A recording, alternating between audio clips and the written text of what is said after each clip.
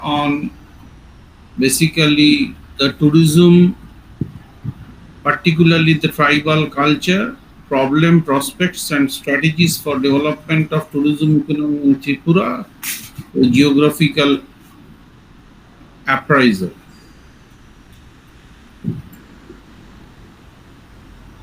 So slide is moving. Yes, sir.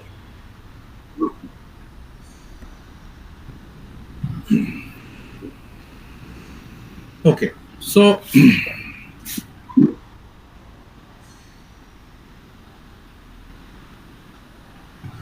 yeah. So Tripura is basically one of the important state of Northeast India, and many living this particular state. We know that the tourism economy is very significantly connected with different kinds of resources. The major resources are environmental and also some kinds of social uh, attributes also there. By location, Tripura is one of the very unique location of Tripura, which is locating nearby the Bangladesh border. So, along with the historical perspective of partition of India, the political, the boundary, the international boundary also occupied one third, most than one third boundary of Tripura. So historically and physically, it is very interesting. Tourism resources are there, along with the 19 tribal groups of peoples. The ethnic group of peoples are living there along with the Bengali communities. Uh, Therefore, that the different perspective for the tourism development relate with the natural tourism, historical tourism, archaeological tourism, as well as the religious tourism is concerned. Now, many cultural activities related to the different 19 groups, among them one of the major groups, that is the Tripuri community and the Riang community, the Jamatia community, the Chakma community, and the Halam community. These communities are majority in number. So therefore, the different kinds of culture they are practicing in their residences, in their villages, in their urban areas, and that create the different kinds of activities majorly throughout all of the year. uh, some of the cultural activities, along with their festivals, the different kinds of religious cultural program is going on, and this is the most colorful as well as the tourism resources development for attracting place for Tripura. Though we have the regional interests of the tourism, if we consider the tourism interests of the Northeast India and the Eastern India, then there is a competitions between Assam, the Mizoram, Tripura, and Arunachal Pradesh, along with the Sikkim, because the different tribal communities are living there, along with their cultural aspects and the religious activities and beautiful scenic beauty. So regional, the meso level, the and the micro level regional competitions are there with the Tripura tribal community and the tribal tourism. So these kinds of the internal competitions and the conflicts are there along with the Tripura with other states. So we show that the different kinds of the pujas, the festivals, along with the different kinds of the melas and the festivals related to different community. The Khachi Puja, the Goria Puja, that is connected with the Tripuri community. The Kher Puja also, Tripuri community. Biju festivals connected with the Chakma community. They, in the month of April, the coming month, they are practicing along with the 3-4 days program. It's a very colorful program in their places. So Tirthamukh festival in the month of January, Ashoka Ashtami in the month of February, Ganga Puja in the April, and the Lampra Puja in the other communities like Jamatia and Noatia in the time of their marriage festivals, and the minor groups, that is the Mog, they also practicing the Waf festivals. Nirmahal festivals is connected with any kinds of the historical events as that is related with the Nirmahal and the Rudrasagar Lake, which is a historical palace and one of the important historical place in Asia. That is the Rudrasagar Nirmahal area. That is the we can say that is the lake palace, and the most significant place for Tripura tourism, where the thousands of the spectators and the tourists are coming every year, majorly from the month of October to February, month of February. Now, along with these tribal activities, the different kinds of heritage also there, the cultural heritage is there. Some of the cultural heritage related to northern, from south to northern area, different places for Pilak, for Dombur Lake, and also it may connected with the Agartala city, the capital city of India, a capital city of Tripura. They are connected. So the cultural festivals with the reflections connects with different kinds of the food items. That is the very significant things with their culture, with their the dress pattern, with their unique tribal cuisines, attract the different kinds of the visitors, because the specific types of cultural activities are there. So now the Agartala city also developed along with this, connected with the Tripura tourism with different kinds of the flavor of the food habits.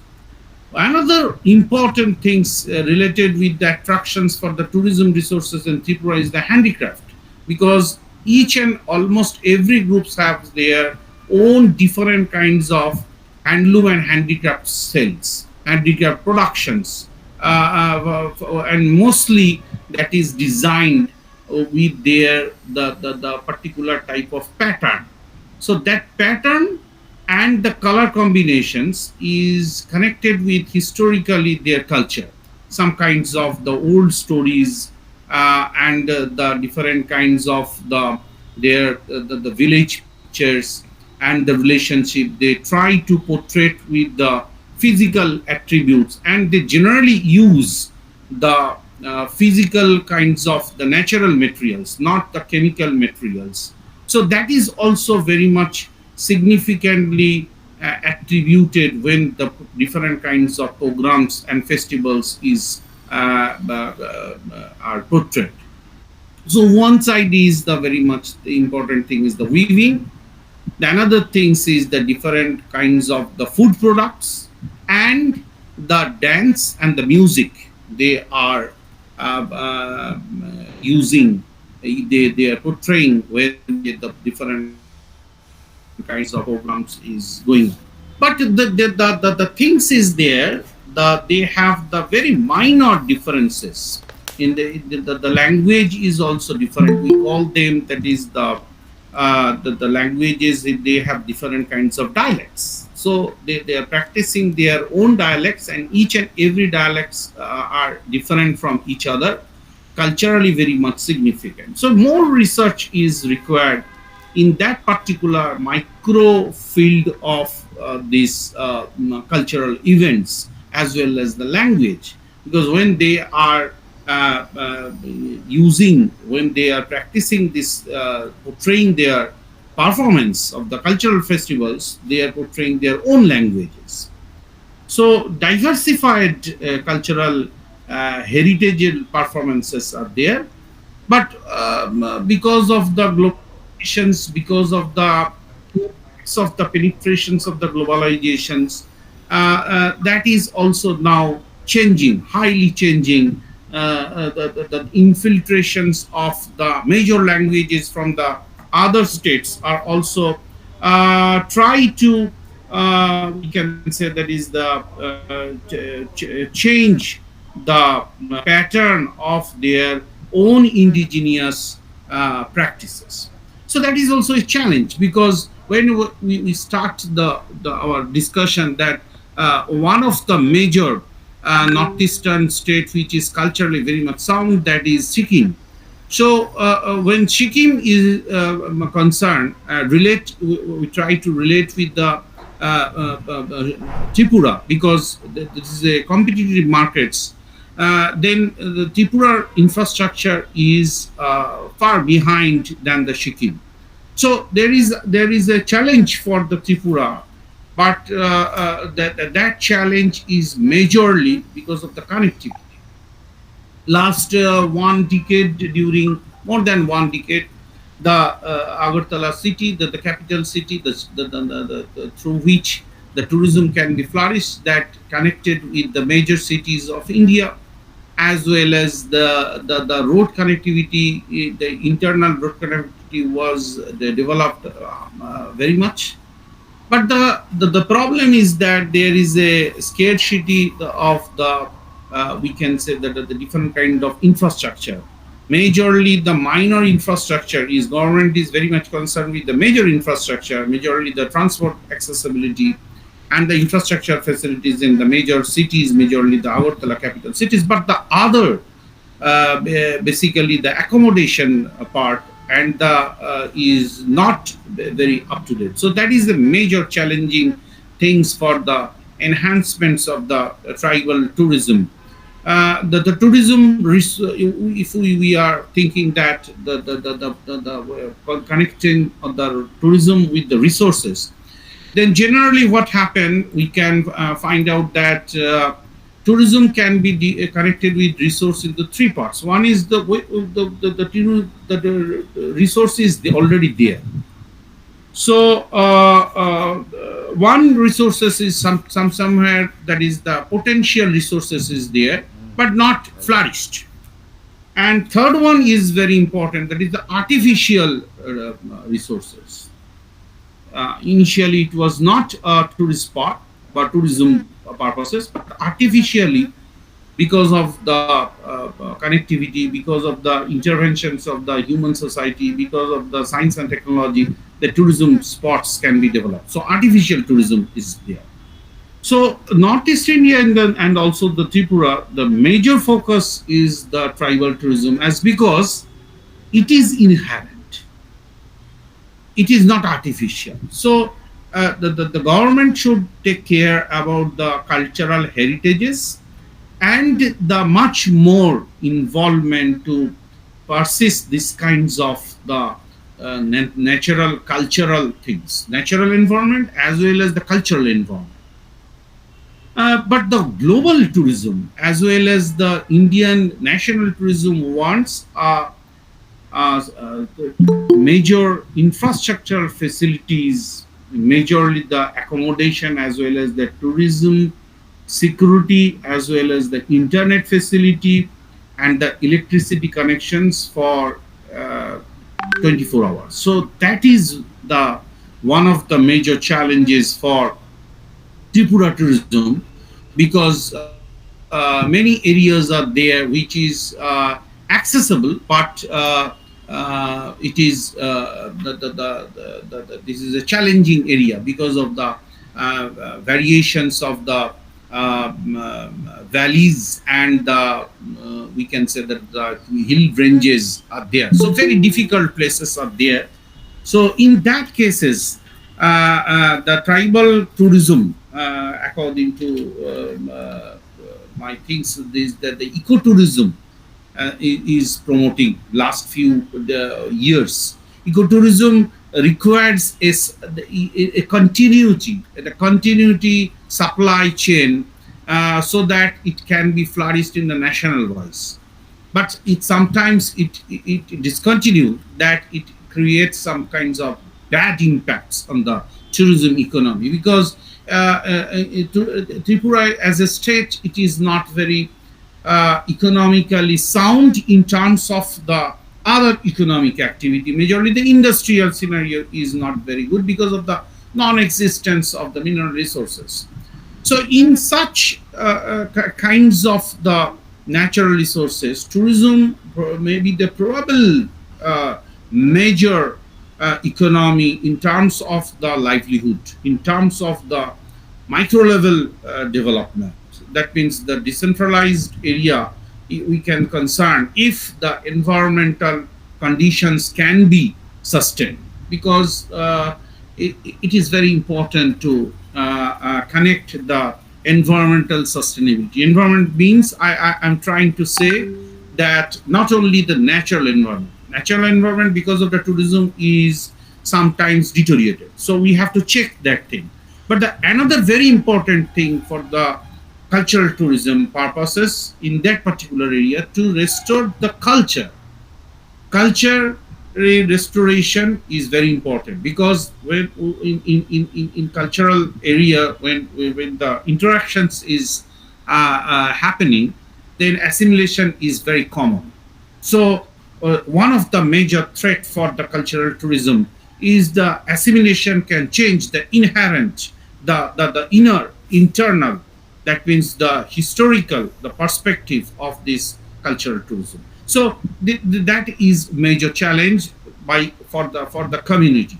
The government can develop the macroeconomics, the macro infrastructure like the transport communication or the major the road communications, railway communications, airport infrastructure, like. But the micro level, that means the village level, that means the countryside infrastructure, along with the performance, along with other kinds of facility, minimum facility for the tourists, whether they are staying or not staying, that requires from the micro level. So that is one of the major hindrances for this Tripura tourism, the cultural tourism. So one hand, it is very significantly the infrastructure enhancement is going on. The accessibility, road accessibility, and the railway accessibility is very significantly changed in the last 2 decades. But as well as the major thrust should be the cultural preservation, natural preservation, as with the cultural preservation, because all the communities are very much connected with their own land. Own culture is related to own land. So that particular ambience of the natural environment and cultural environment, so combination of these things is significantly important for the tribal tourism for people. So preserving culture and environment is one of the major important issue related to the sustainability, because the Tripura economy is now transforming from the agriculture, the plantation, towards the tourism, because one of the major scope for the economic development for the Tripura state is the tourism. So that is one of the major issues, because some of the areas are very difficult, but the tourism resources is very much potential, as well as it is sometimes the landslide prone area. So that can be difficult, create difficulties for the development of the particular one. So somehow But the mass tourism is prepared for connected with, for example, the Nirmohon is very much winterly. It is mass tourism, but at that time it is very much badly affected because it is a Ramsar site. So when Ramsar site is badly affected, so that is a threat for the environment, total environments of that particular one. So that particular eco-friendly tourism is try to practice as well as try to, we can say, connect with each other, so can we can develop a very wonderful scenario. So strategic development is required for the, both the macro level, from the state government to the countryside level. So the government policies, so to support the tourism development, and the very importantly the micro level involvement in financial involvement is nowadays encouraging slowly, and also the very important is the skill development of the program. I'm saying that the different kinds of cultural attributes, its reflection, its practice, and it is the consistency of that practice is very much essential for the development of it, because the skills is there, training is there, but to continuity is there, is required, because sometimes maybe the because of the climatic reasons, the flow of the national level tourism or the global tourism may be interrupted, but the flow can be interruption cannot be we can say that is the stop the continuity of these performances. So required the education related to the tourism purposes and conservations of the environment and conservations of culture, and obviously connected with, if we connected with the livelihood, then empowerment, the community empowerment is the challenging issue last 75 years, that the ground level empowerment, economic empowerment means the decision making power should be run towards the, from the center to the ground level. So the challenges are there, and that one of the major challenges because of the infrastructural facilities, because of the climate, as well as the geology, geolithology, and geomorphology is very much concerned. We can't stop this particular thing for whole India. The interventions of the technologies are there, but the technologies cannot stop the natural calamities, because of the huge load of the market economy as well as the we general like the, so disruption is also there, and there is no alternative way to avoid these kinds of uh, the intervention by the natural calamities. So finally, we can conclude that this investment in infrastructure for the basic requirement of the physical parameters is very crucial for the development, and it is a continuous process. Its management, its level of the we can say that the quality is required, and also to research and practice research on the ground level related to Tripura's tribal culture, which is the most significant, that is the role of the development and sustainable tourism for the long run, for which is very much connected with the Tripura economy in the national level. So in that case, the decentralization in terms of the economy, in terms of the culture, in terms of the, we can say, the decision making for the restorations of the cultural places, to continue the cultural tourism, the tribal communities is significantly a challenge for our country. Thank you for your patience. So, any queries? Thank you so much, sir, for your beautiful and enlightening presentations on the topic travel, culture, and problems, prospect, and strategies for the development of the tourism economy in Tripura. So, I am requesting all the participants, if you are having any queries, then please unmute and raise your question.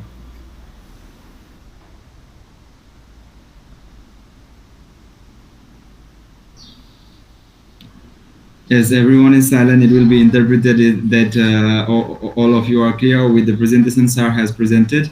But before we conclude, sir, I have a little query about the information that you have provided. Sir, this is related with the topic that you have shared, but a bit is skewed from the main topic that you have given. Sir, as we have known, Tripura is well known for the immigrations. So how the immigrations from other countries and liberalizations influence the cultural tourism? Can you throw your question in different way so that I can understand what is the depth of your question? Yes, sir. Like immigrations, I can say, sir, from Bangladesh, a lot of people come in and they try to establish their own life here in Tripura. So they are bringing their cultures from the Bangladesh itself. So those peoples who are very native out here at Tripura, they are in a verge of extinction. Extinction. So cultures, the historical and the cultural perspective they played from before it is now in a verge of extinction. So how this immigration is influencing the cultural tourism? Yeah. Thank you, Farooq. Any other questions so that I can Yes, address sir. the Yes, question? sir. Yes, sir. One more thing is that, sir, when we talk about the liberalization, because of the Western cultures and the influence, most of the northeastern state, we are hugely influenced by the westernized and cultural westernized Western culture and their influence. So, by imitating their cultures, we forgot our what is the origins of us actually. So how does these things are influencing in our own cultural tourism, sir? Thank you, Farooq. Any other question? Not from you. Any other question so that I can address all the questions, or I can start. Sir, please proceed, sir. Okay. So very interesting question, but very difficult question for me. In point of view of my topics, because this questions is beyond my topic, but I Yes, try yes, sir. to, yeah, I try to satisfy you and others also. I will try from the second one. You are talking about the cultural impacts of the impacts of the liberalization on cultural aspects. I think Yes, sir. it's right. Okay. Yes, sir. Yes, sir. Yes, sir. So, okay, very interesting thing. Those who are very much known about the Tripura or those who are not known to Tripura very well. First of thing is the few orthodox things we have think that culture is very much segregated with the boundary, but the culture is not cannot be segregated with some kinds of fencing or the boundary. The cultural assimilation is very interesting and very common historically. Just for example, if we thought create our mental map, the number of countries are there in Europe, just like the size of the country is just like our state of India.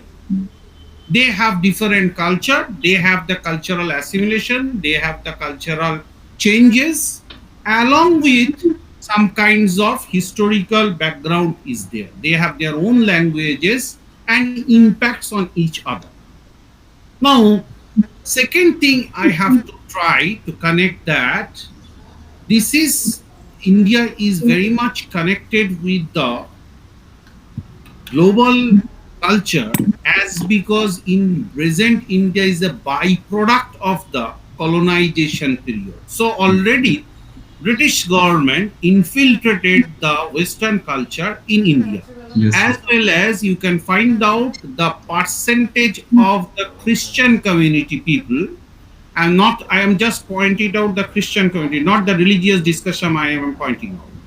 So community, the percentage is not very poor. This is very significant amount. That means the Christianity also there. yes, So that means more than 100 years, 150 years, this is practicing. Sometimes it is before independence, sometimes after independence. So that means cultural, we can say the diversity in terms of the global environment is already attached with the Northeast culture and the Tripura. But the liberalization, if you try to point it out, if it is happened when this is after 1991 of the Indian government policy, then obviously it is affecting.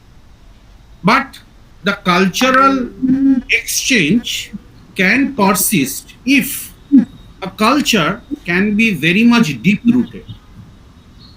After the cultural assimilation and exchange, it can extend, it can sustain if the deep they are very much deep rooted. So the influence will be always there. Influence is very welcome for every culture, but in the good aspects. So that depends on the deep rooted, and I thought that the tribal community have very much deep rooted culture in Tripura, yes, except the extinction is going on not for the only liberalization, but the number are decreasing because of the health issues. okay, The number of communities, some extinct communities are there. The family number is decreasing because of their social issues. Some of them they are not wanted to marriage the other exchange the marriage with the other communities. So that is one of the major issues. But the liberalization, after the liberalization, the change is Faruqi is one of the major thing is not coming from the other side of the world, but also the Hindi culture influence is much more in overall India than yes, the European culture or American culture because of the cinema and the music. If you just, I am finishing that question, that if you listen the music of the Bollywood, then you can find out the local music of all over the tribal community of India. They are snatching, they are capturing and using in their own way, and that popularity comes, and huge popularity again attracted, or we can say that is the influence the tribal community of other states along with the Tripura. And I think I try to be very clear. If you have any again query, then I can obviously try to. The first question is another very important issues, because first thing as a from the point of view of historical geography, we have to accept that the partition of India is not the result of, it is a result of the political issues, the conflicts, and the the issue of the partition is very much political. The global political things are there. So when 1911 they accept the political things, obviously we have to accept the migration, because migration in geography and economics, so all the global scenario, migration is a general common phenomena from the ancient period. If you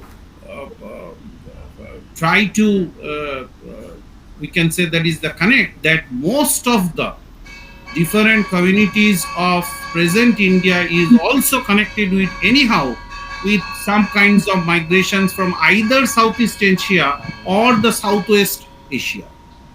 So migration is a general issue, and this is the byproduct because of the result coming from the partition. And partition is not a natural division; it is imposed. It was imposed, Yes, and sir. that's why the now the immigration, not only Tripura, Assam, Meghalaya, West Bengal, this is happening. So Yes, sir. try to. I think my view is that to yes, immigration is a issue because of the huge population influx, but we have to think about that migration is a very common from phenomena after, I think, the before Christ also. Yes, sir. Yes. There's a very common issues. So but I think the hidden point is that whether this is connected with the cultural, the tribal cultural influence or cultural by culture. Yes, tribal culture is influencing of these immigration issues, as because the space is very limited, Yes, sir. Yes. geographical space is limited, and if the huge amount of the number of populations is migrated from one part to another part, obviously that the impacts, the economic impacts, the language impacts, the space impact will come. And that is, yes, that is, I accept, that is going on for last few decades. Okay, sir. Thank you so much for clearing my doubt and queries. And once again, I'm very thankful for your enrichful presentations that you have sought upon tribal culture and problems and different prospects and strategies that can be taken up for the development of the tourism economy in Tripura.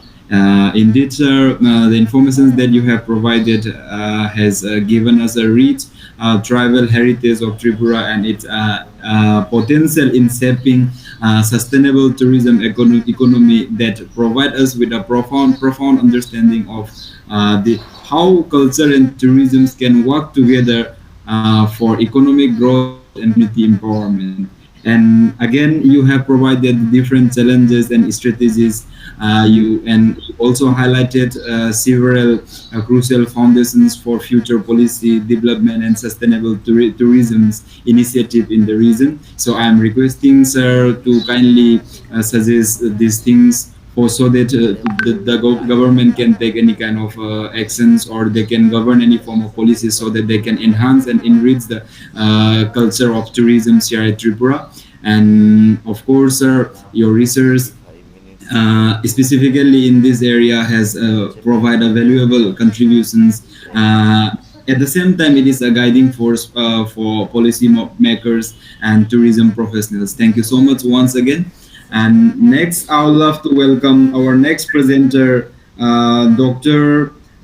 Hulya Zevek from Burton University, Turkey. I beg my pardon, ma'am, if I mispronounce your name. No problem. Julia Zeybek. Hulya Zevek, yeah. Yes. Ma'am will be speaking on role of sustainable transport in tourism development, exploring the case of Iskisir province. Ma'am, the stage is yours, ma'am. Thank you very much. Hi, everybody. Yes, Hello. I am working as an associate professor at Barcelona University, Department of International Trade and Logistics. And thank you for inviting me this Global Tourism Summit. And in my presentation, I will talk about the role of sustainable transport on tourism development. I cannot manage to share my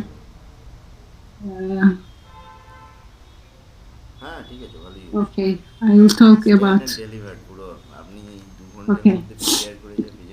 So I said sustainable transport. So as a sustainable transport, I will focus on high-speed train services and look at the relationship between the provision of high-speed rail services and evolution of tourism. As a case, I choose Eskişehir province. Eskişehir is an intermediate size city, about 900,000 population, to aiming to reveal the effects and potentials of high-speed rails on tourism development of a city through existing high-speed rail lines according to the number of visitors and their total and average stay. So I couldn't manage to share my presentation, sorry for that. So I will talk about it. So as you know, transportation is one of the determinants of tourism destination development. It improves accessibility to a particular location and plays a critical role in mobility once tourists are at their destination. Depending on historical and cultural assets, social structures and geographical patterns, and the availability of other service options like conventions, fairs, and exhibitions, regions capture a certain percentage of tourist pie. And the tourists choose destinations according to their appeal, presentation style, and accessibility. Travel time, travel cost, and travel distance also have impact on tourist decision making of destination selection. Destinations with high accessibility through different modes of transportation are more preferred and receive more tourists. As new modes of transportation join the special organization, increased accessibility, the tourism potential of the regions. At this point, high-speed rail system connects cities and provinces and bring them closer to each other with increased mobility and time savings. In this case, high-speed rail stands out as an important service tool for the tourism sector and tourists, especially, as I said, with savings it provides in terms of time. When we look at the literature review, we saw many studies regarding high-speed train services and the tourism development. For example, Bazin and al. studied the impact of new high-speed rail services on different economic sectors in France between 1990 and 1999, and they concluded that high-speed rail increases the city's prominence in transportation system and makes it far more appealing to tourists from outside the area. Their results suggest that several positive effects, mostly restricted to larger cities, with pre-existing tourism amenities or attractions factors. For medium-sized and smaller towns, the effect of high-speed rail on local tourism cannot be detected from a statistical point of view. And the high-speed rail changed the visitors' travel habits, which created the need for a renewed approach to tourism management by tourism and travel players. And also the presence of high-speed rail stations tend to reduce the length of stay of tourists. Another study by Matteo evaluated the effects of high-speed rail infrastructure on tourism density in Italy and detected a positive effect of policy towards overall tourism density. There are many literature regarding high-speed rails and tourism. When we look at Turkey and in the world, as you know, the high-speed rail system born in Japan in 1964. And the first European high-speed train launched in 1981 in France.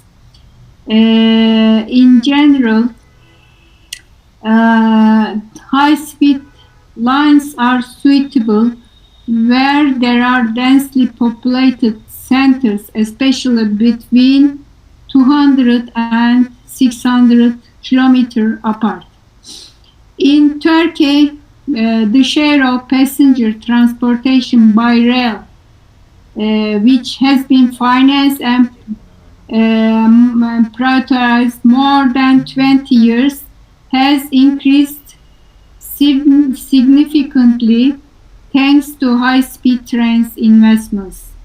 Expenditure on rail infrastructure increased between 2003 and 2024, while railways' share of investment was 33% in 2013, it increased to 55% in 2024.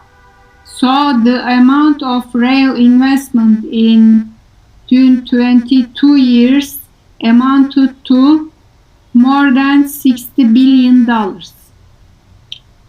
So almost half of rail investments are spent and planned to spend on high-speed and speed rail system.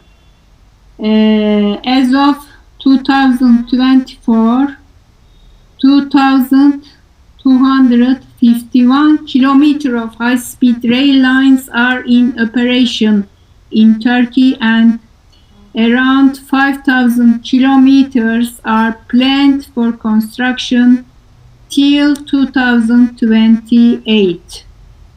The first high-speed train operations started between Ankara-Eskişehir in 2009, the second between Ankara-Konya in 2011, and between Eskişehir-Istanbul in 2014, and finally Ankara-Sivas in 2024. All these high-speed lines are dedicated to passenger transportation. No freight transportation is on these lines. During this period, the number of high-speed rail passengers increased except within the pandemic years and reached around 12 million passengers.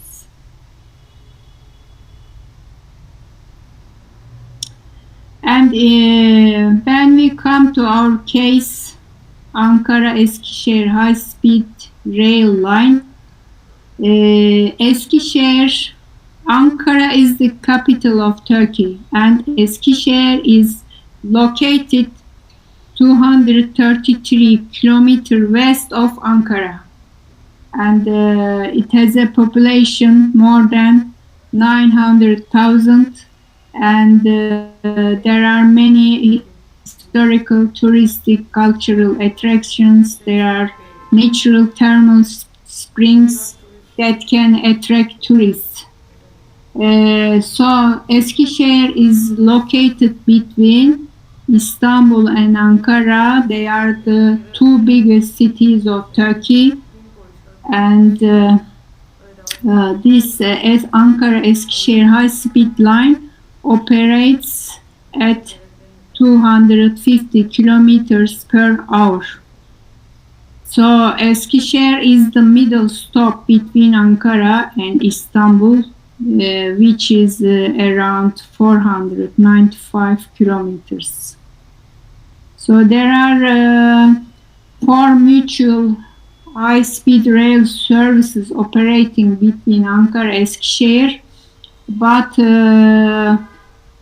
as Ankara-Istanbul high-speed rail also passed through Eskişehir, there are also passengers going through Eskişehir to Istanbul.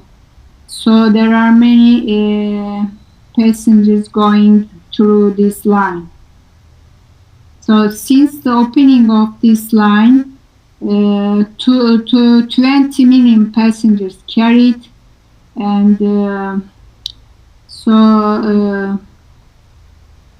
each Ankara-Eskişehir high-speed train has average 1,758 passengers.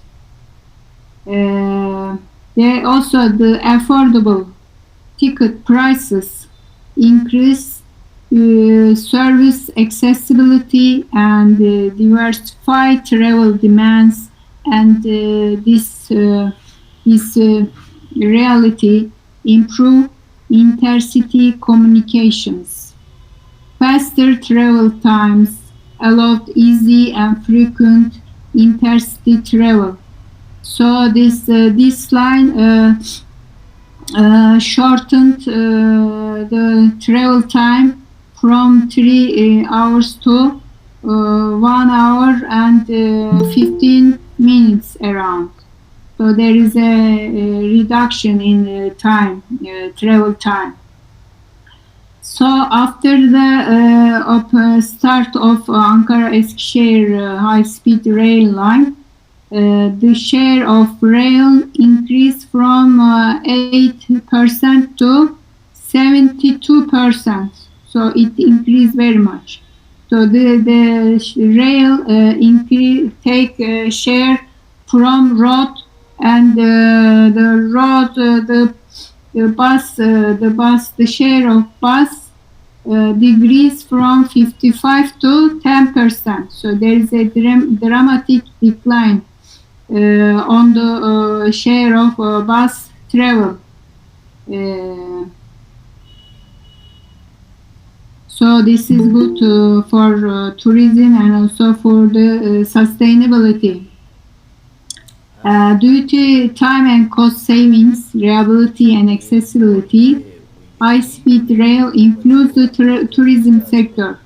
According to the evaluations of the impact of high-speed rail, positive effects detected in Eskişehir, pre-equipped with tourist amenities like museums with different concepts, hot waters, international and national festivals and events, traditional handicrafts and cuisine.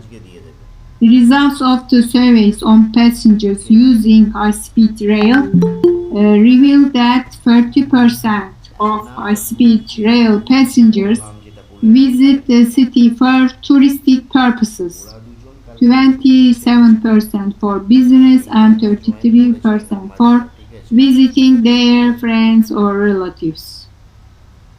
So after the high-speed rail operation, visitors' travel habits have changed, and this reality created the need for a renewed approach to tourism management by tourism and travel players.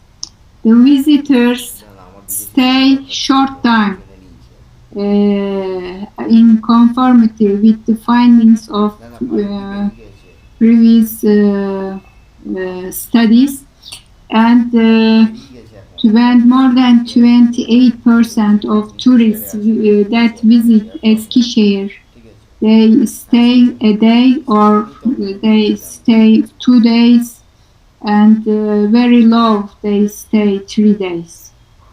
So the number of overnight stays fell, and the profile of the typical visitors changed. So, with the entry of high-speed rail services, significant changes occurred in social life, and one of the factors that make Eskişehir attractive is the convenient and fast transport with এটা টানতে হবে 7টা, 7টার মধ্যে high-speed আরো 3টে rails. Meditation দিয়ে শেষ করে দিতে হবে এই সেশনটা।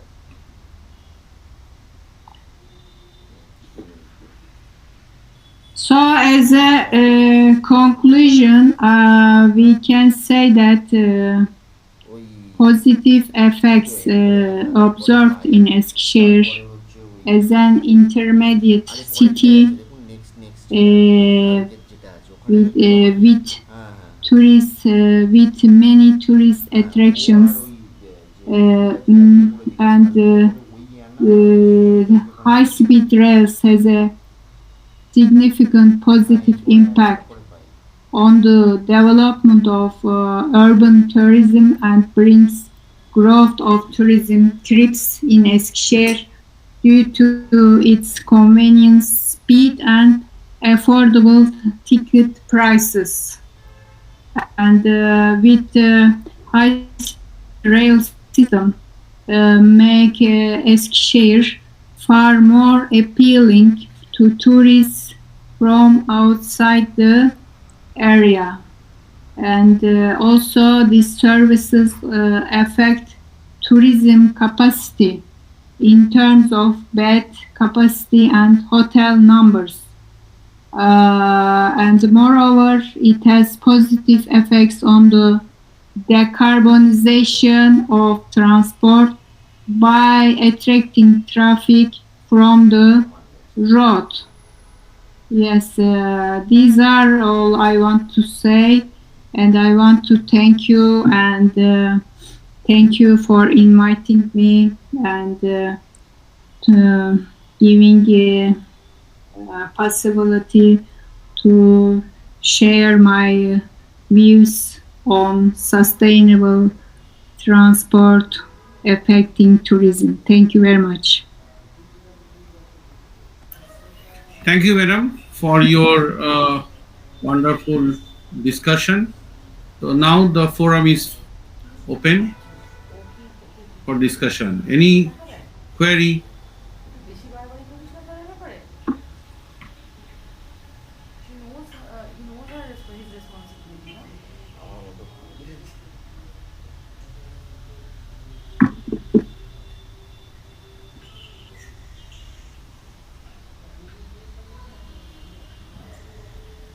I think, yeah. Devajyoti Gupta. Yeah, please. Hello, sir. Good evening. Sir, can you hear me, sir? Yeah, please continue. Sir, my question is, I have a simple question. My question is, according there are many countries there and many places there where transportation is not much possible. Transportation and communication is much not much possible because the roads and are locked, mountains are there, these things. Huh? So how, sir, it is possible to conduct the tourism's activities in that places? I just wanted to know regarding this thing, sir. Thank you. Madam? Sorry, I understand the question. Okay. Please, Devajyoti, please repeat the question. Your mic is not. Okay. Sir, my question is means that there are some places and there are some countries where transportation and transportations is not been possible. The communication and transportation is not been possible because of the land, and these things are many issues are there regarding communication and transportation because of hills, the lands are locked, these things. So how the tourism activities, because if people cannot go to the countries because of transport because of no transportation facilities, then how can tourism activities maybe can be possible in that countries? So my question is that. Yeah. Are you asking about the landlocked states? Yes, How- sir. Yes, sir. Yes, sir. Yes, sir. Landlocked state, how the tourism development can be took place in because of the some physical problem, that means the Problems, yes, sir, from problem geographical and of the physical relief. problems. Yes, sir. Yes, sir. Yeah, in my study, I analyzed the high-speed rail system without any transportation. I think it's very difficult for tourists because accessibility is important for tourism development. Okay, Okay. it can be road, or rail, or anything else, but there should be some transportation. Maybe if not, there is no any rail or road, they can use some animals or something like that. And ma'am, one thing is there are many of the countries there airports are also not there. Airport. There is no availability of the airports, so there is also a problem of transportations or something like that. Something like that issues are there. So for this situation, the country may be beautiful, but due to this facilities are not there, the people have to face a lot of problem for tourism regarding mainly the tourism facilities for this. I think. Yeah, I also think so. but for sustainability, airports are not good, you know. Yes. So if there is no airport, maybe there is in the neighborhood there is an airport. Okay. But nowadays the people, they prefer no airport or no other things. They prefer walking. Yes. I prefer working much more. Yes, Okay, thank you, ma'am. thank you. Thank you, sir. Thank you for your question. Thank you, Dr. Javik, for your discussion. Once again. So now the next speaker, I am inviting Dr. Anna Maria Teotabatu. Her topic is tourism importance to sustainable development goals, trends and challenges. Welcome, madam, in this session.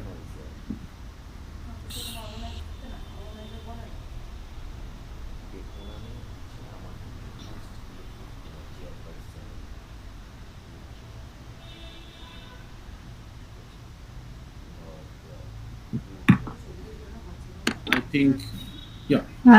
Can you hear me? It's good. Yeah. It's good? Yes? It's good. Okay, thanks. Thank you. Okay. Yes, you can connect. Yes. Just a moment.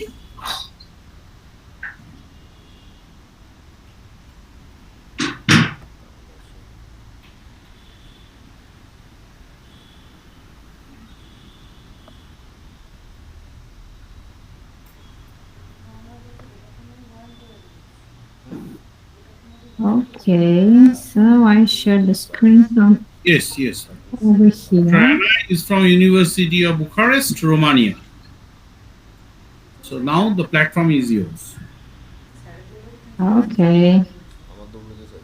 I think that it's visible. Yeah, visible. Yes. Just let me see how to. I have to change the slides by sharing. Back. No. And slideshow. Yeah. And now it's good, yes? Good. Yes. So first of all, thanks a lot for this opportunity and for the possibility to be as a speaker on the Global Tourist Summit 2025, Technology Management and Social Perspectives.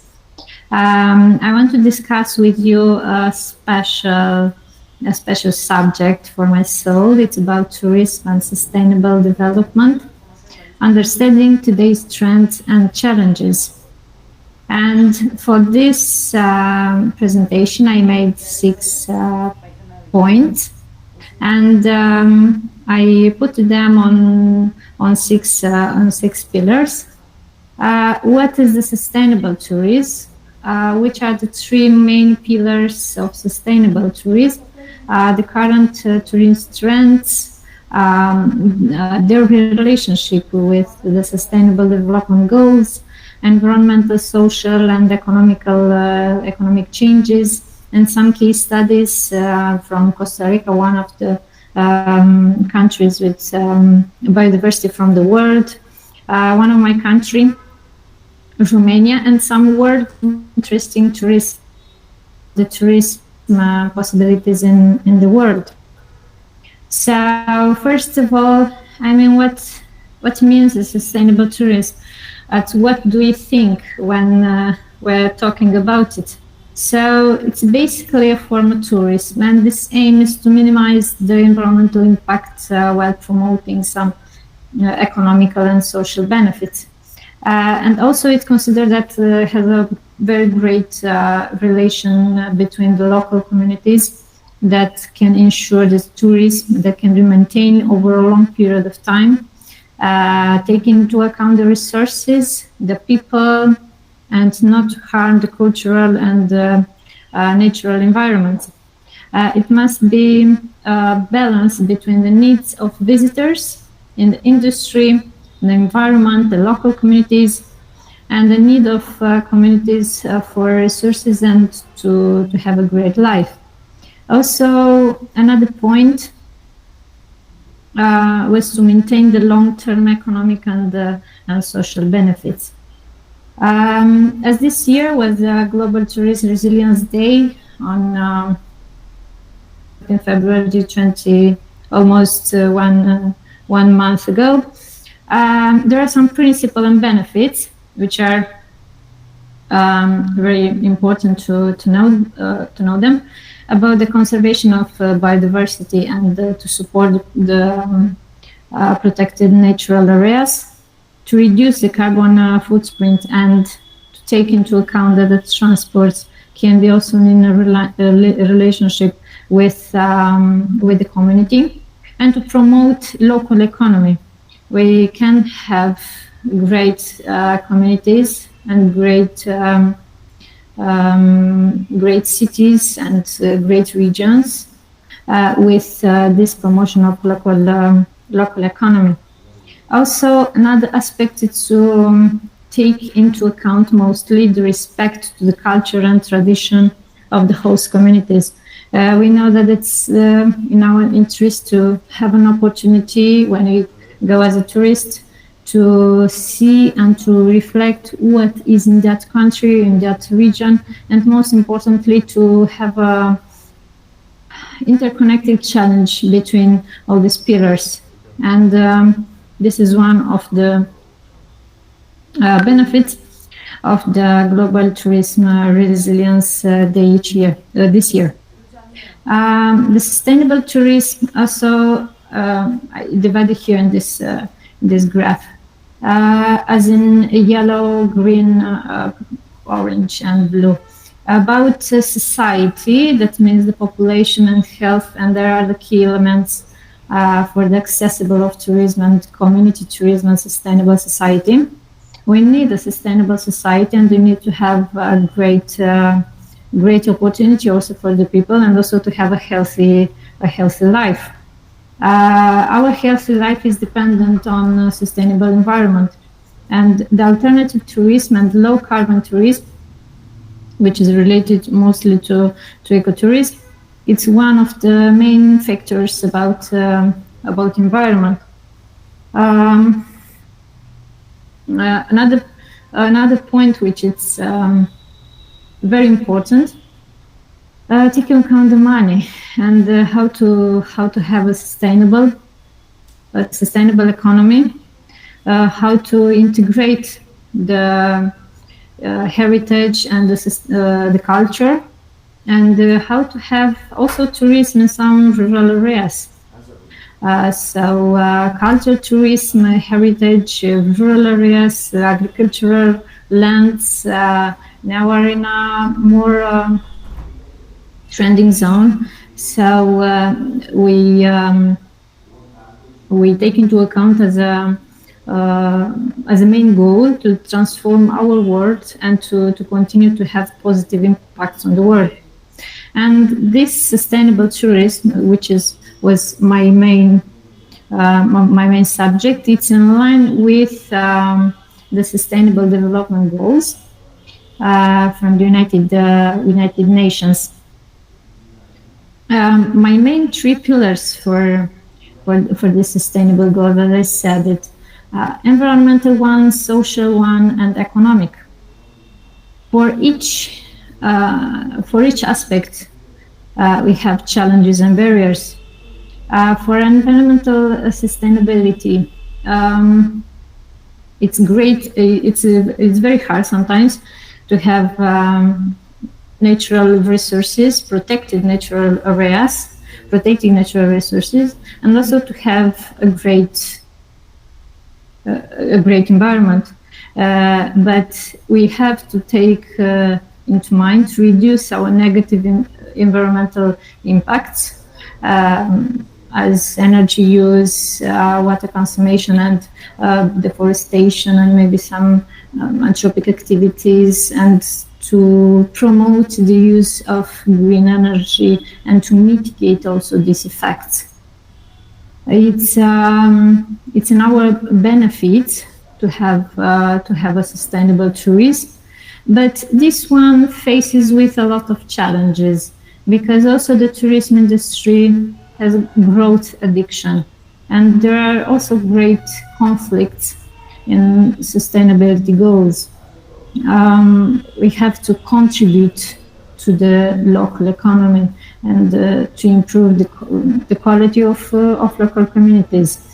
For example, in Romania, there are a lot of, especially in the mountains areas, there are a lot of zones with local community which are involved in tourism and sustainable tourism, which are creating jobs also for the people, and they're supporting local businesses and preserve the cultural heritage. What means tourism to us in numbers? So globally, if we look at this term tourism, we see there are, I made it in three in 5 rows here. It generates almost $1.7 trillion in exports annually. So that means a lot. And also the tourism resource consumption may growth almost doubled from 2010 to 2050. So that means a lot to our planet and to our mind to preserve the energy and to preserve the resources. Also provides 40% of global trade and services, and have a great global employment with almost 192 million jobs.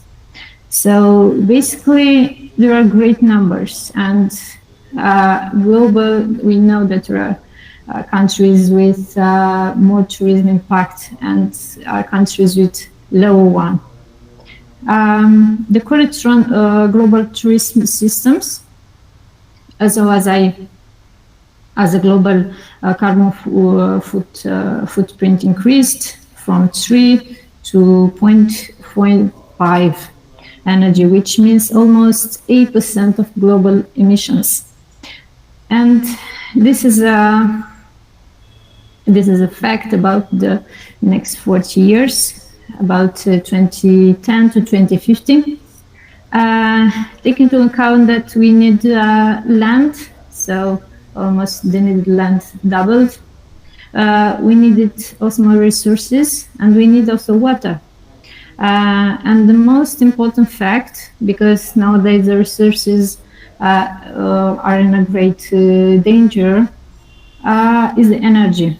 So our mind must be in this fact about to take into account the global tourism system and to not have a consumption very high. No, wait, here it. I think there are in. Okay.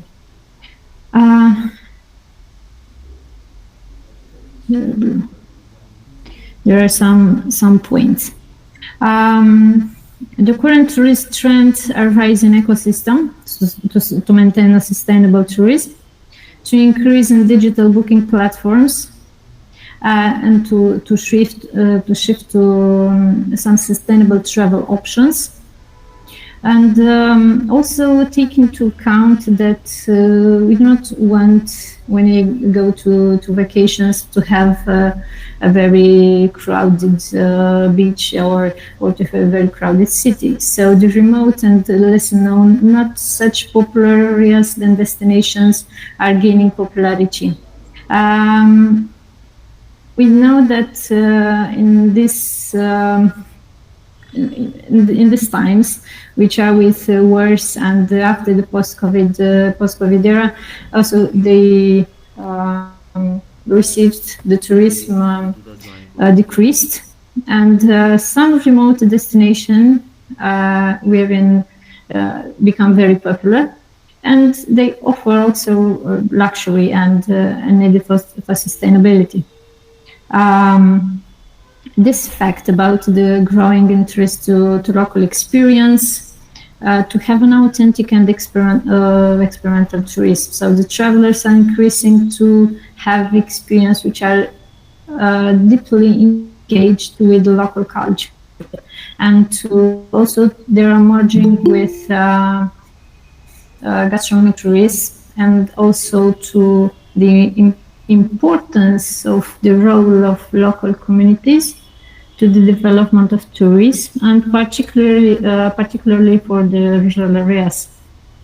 There are some countries where the culinary tourism has a significant niche, as you know, from the northern part of the world, in the Nordic countries, Norway, Sweden, Finland, and also there are some countries from the Mediterranean areas and also from Asia, which are going to have also opportunities and interaction with hosts and local cultures, as in also using some platforms which are giving some guides for popularity as Airbnb or maybe Booking.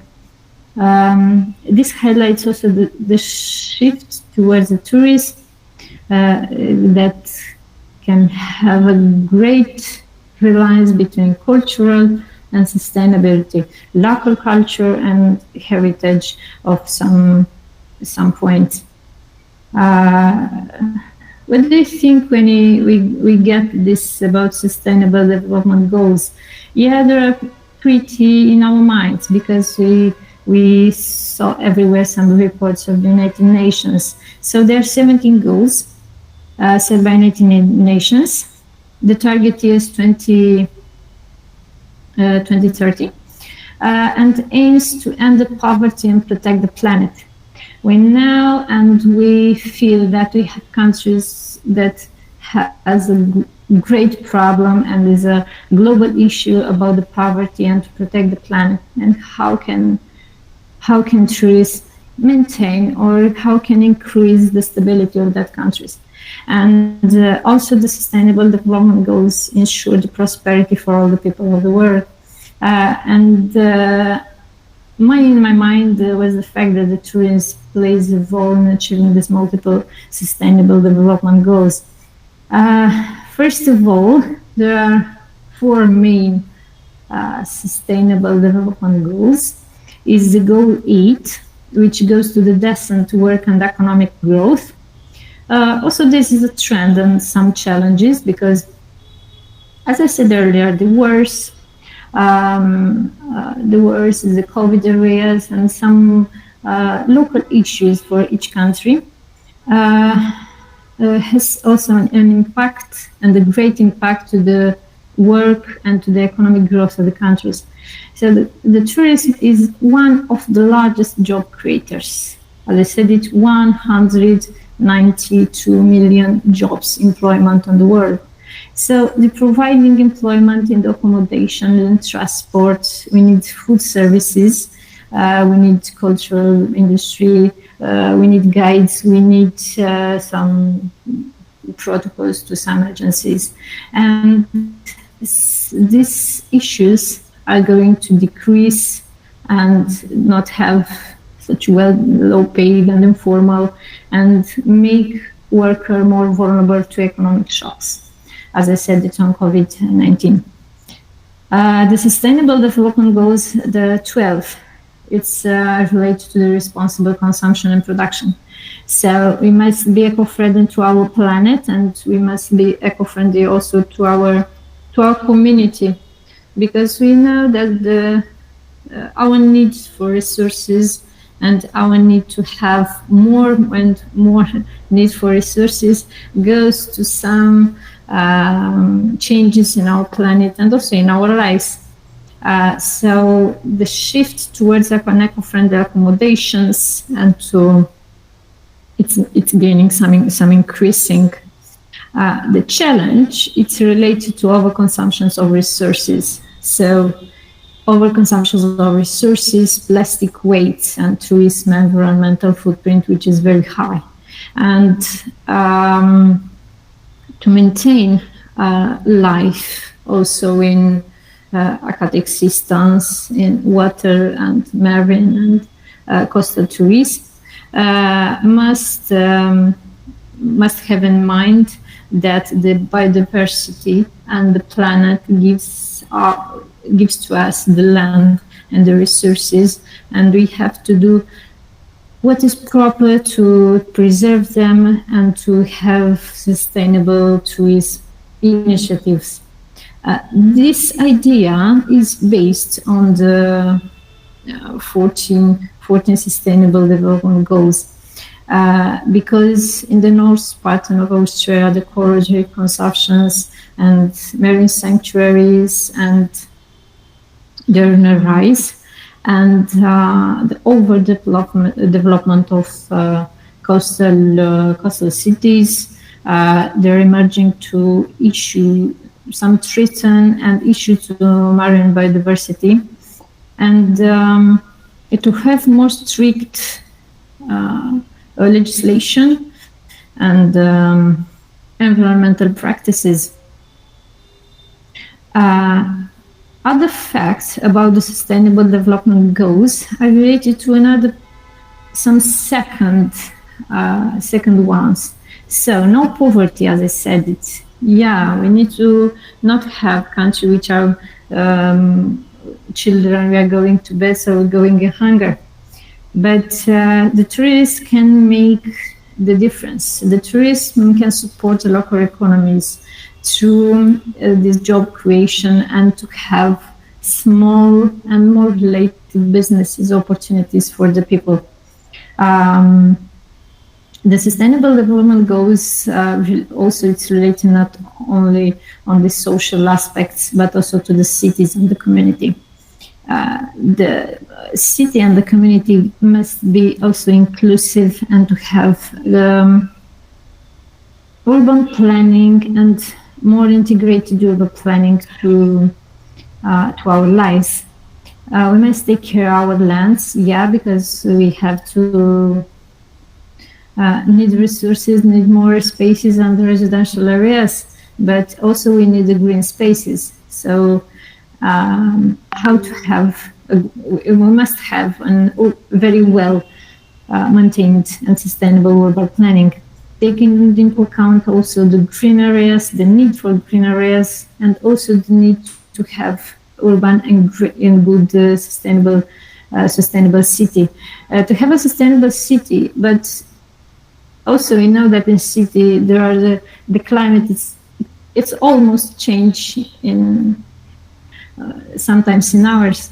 So our climate action it's in mind, because the industry, the tourism, the anthropogenic activities are focusing on carbon neutral travel and to have alternative fuels and to combat the climate change and also the rise of temperature, especially on the bigger and bigger areas and bigger cities, where also almost in summers there are no way to resist.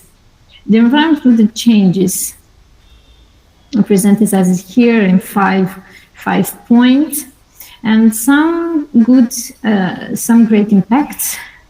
Good examples about the environmental challenges. The water need in tourist destinations, and also we know that also in Asia there are some examples, but I took an example from the Center Siciliades from Italy, which the lake Pergusa feed up the water by rain and groundwater, and no tributaries or other rivers to go in. So one of environmental challenges for the tourism. And one of the biggest ecosystem of the world, the Amazonian forest, and impact of deforestation to tourist development, and how the forest areas from the Brazil and they are going down. Also, there are some three environmental challenges about plastic pollution in tourist areas. Also, this here it's Taj Mahal from India, my colleagues, and the impact and a very suggestive image about the plastic pollution in killing the ocean coral reefs in northern parts of Australia. Because if we take into account that only ourselves in our community can make a change, so it's important to our world.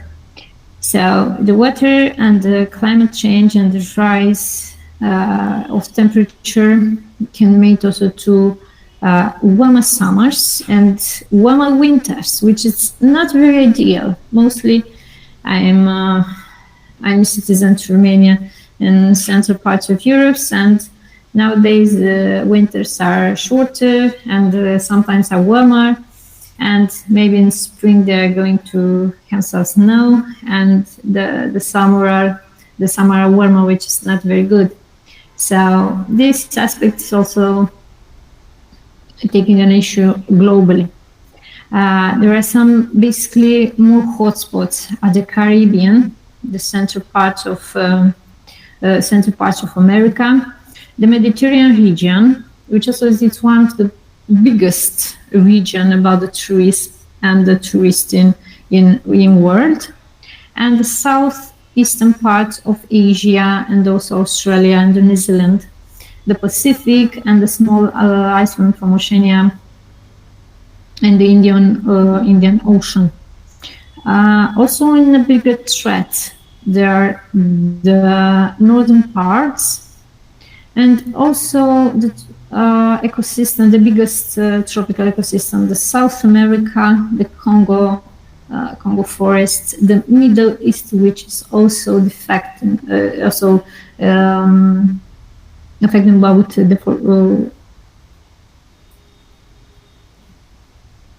desertification, and Southeast Asia, about the increase in outbreaks and water scarcity. Social challenges, tourism and social challenges. Yeah, we have a lot, and are related also to overcrowding in popular destination. We have airplane bookings and bookings in popular destination when I visit them. And sometimes, it's a huge difference between popular one and more remote one, especially in the summer and also in the winters.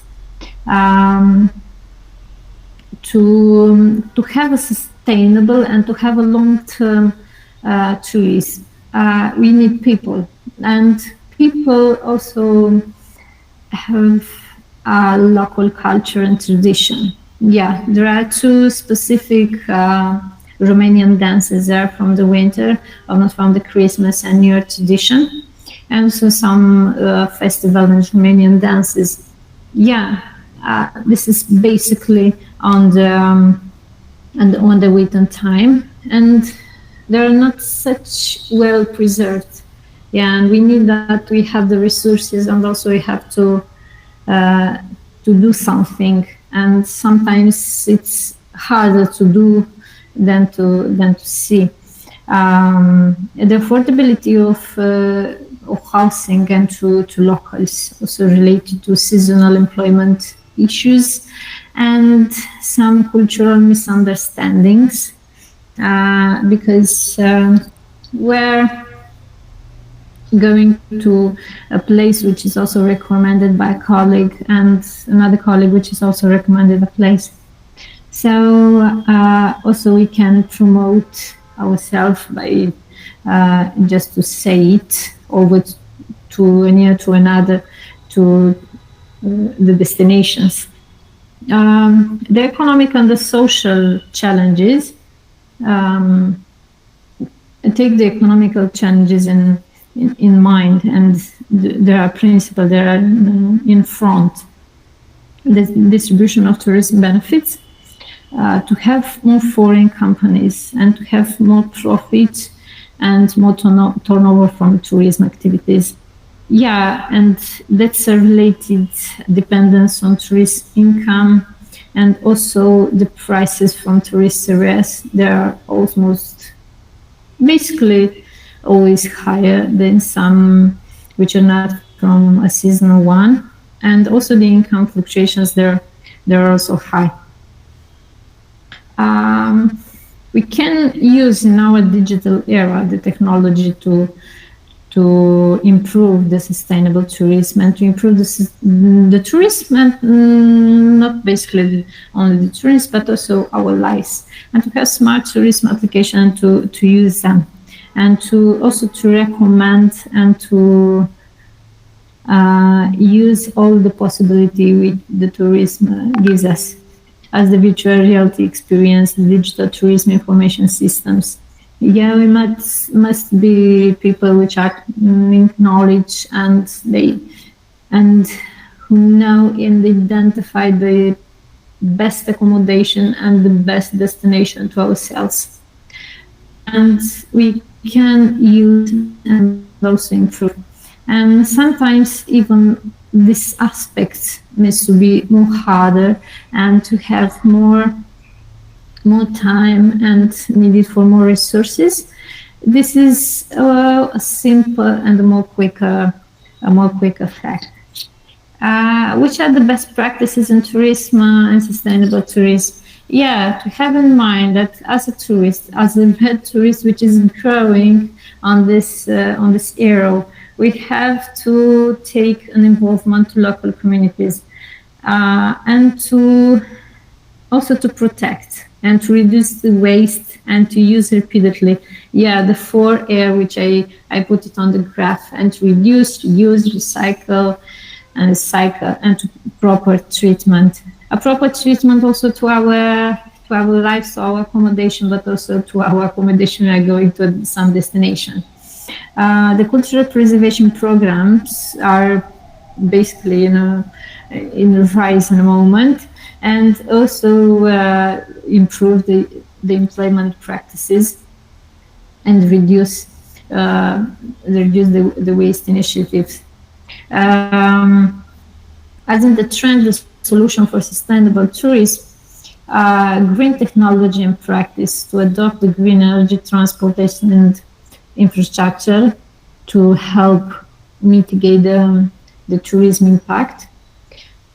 Tourist education initiatives to increase awarenesses and education about how can we visit a place and to have in the same way as we found it. Yeah, this is about education, and we need it more. This local businesses and more local use of resources from local communities.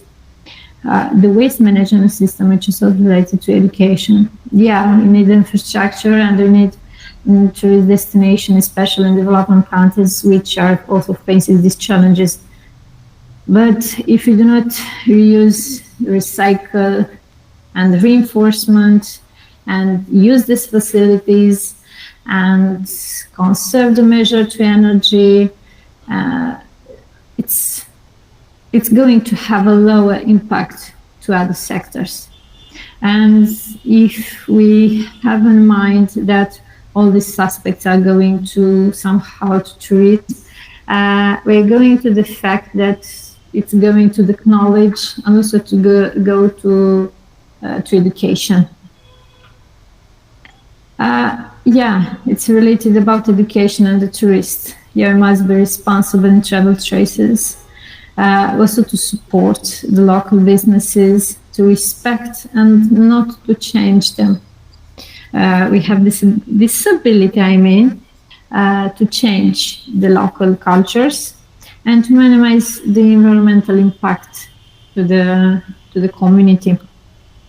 What is the importance of community? As I said it almost 4 times. Yeah, it's to preserve the cultural heritage and to know that the community has some resources and how the resources can be used. Can be managed, the local resources, and offer to the tourists, to the visitors, create authentic experience and maintain the traditional practices which are also significant to tourist planning and also to tourism planning. And future trends about tourism, it's growing, yes, the responsible tourism, and also in this bigger and quicker world, the increase of environmental awareness is also taken into mind. A greater experience from community-based tourism activities, also sustainable tourism practices. How can you measure the success to some trends in challenges and barriers to tourism? Assessment to evaluate and to assess the environmental impact and to have some indexes about it, the tourism activities. How can you track the economic benefits? Yes, we can know it from the numbers. It's more, and to have the survey satisfaction community-based. Yeah, the tourism feedback is also important, not only for the community, but as we can also recommend to another one, an accommodation, a destination, a touristic place, some objectives, and to also to improve the community. My main case studies, one of my wonders to visit sometimes in life, it's about Costa Rica, and about 5 major aspects. That Costa Rica is a leader in ecotourism and government sustainable support and policies.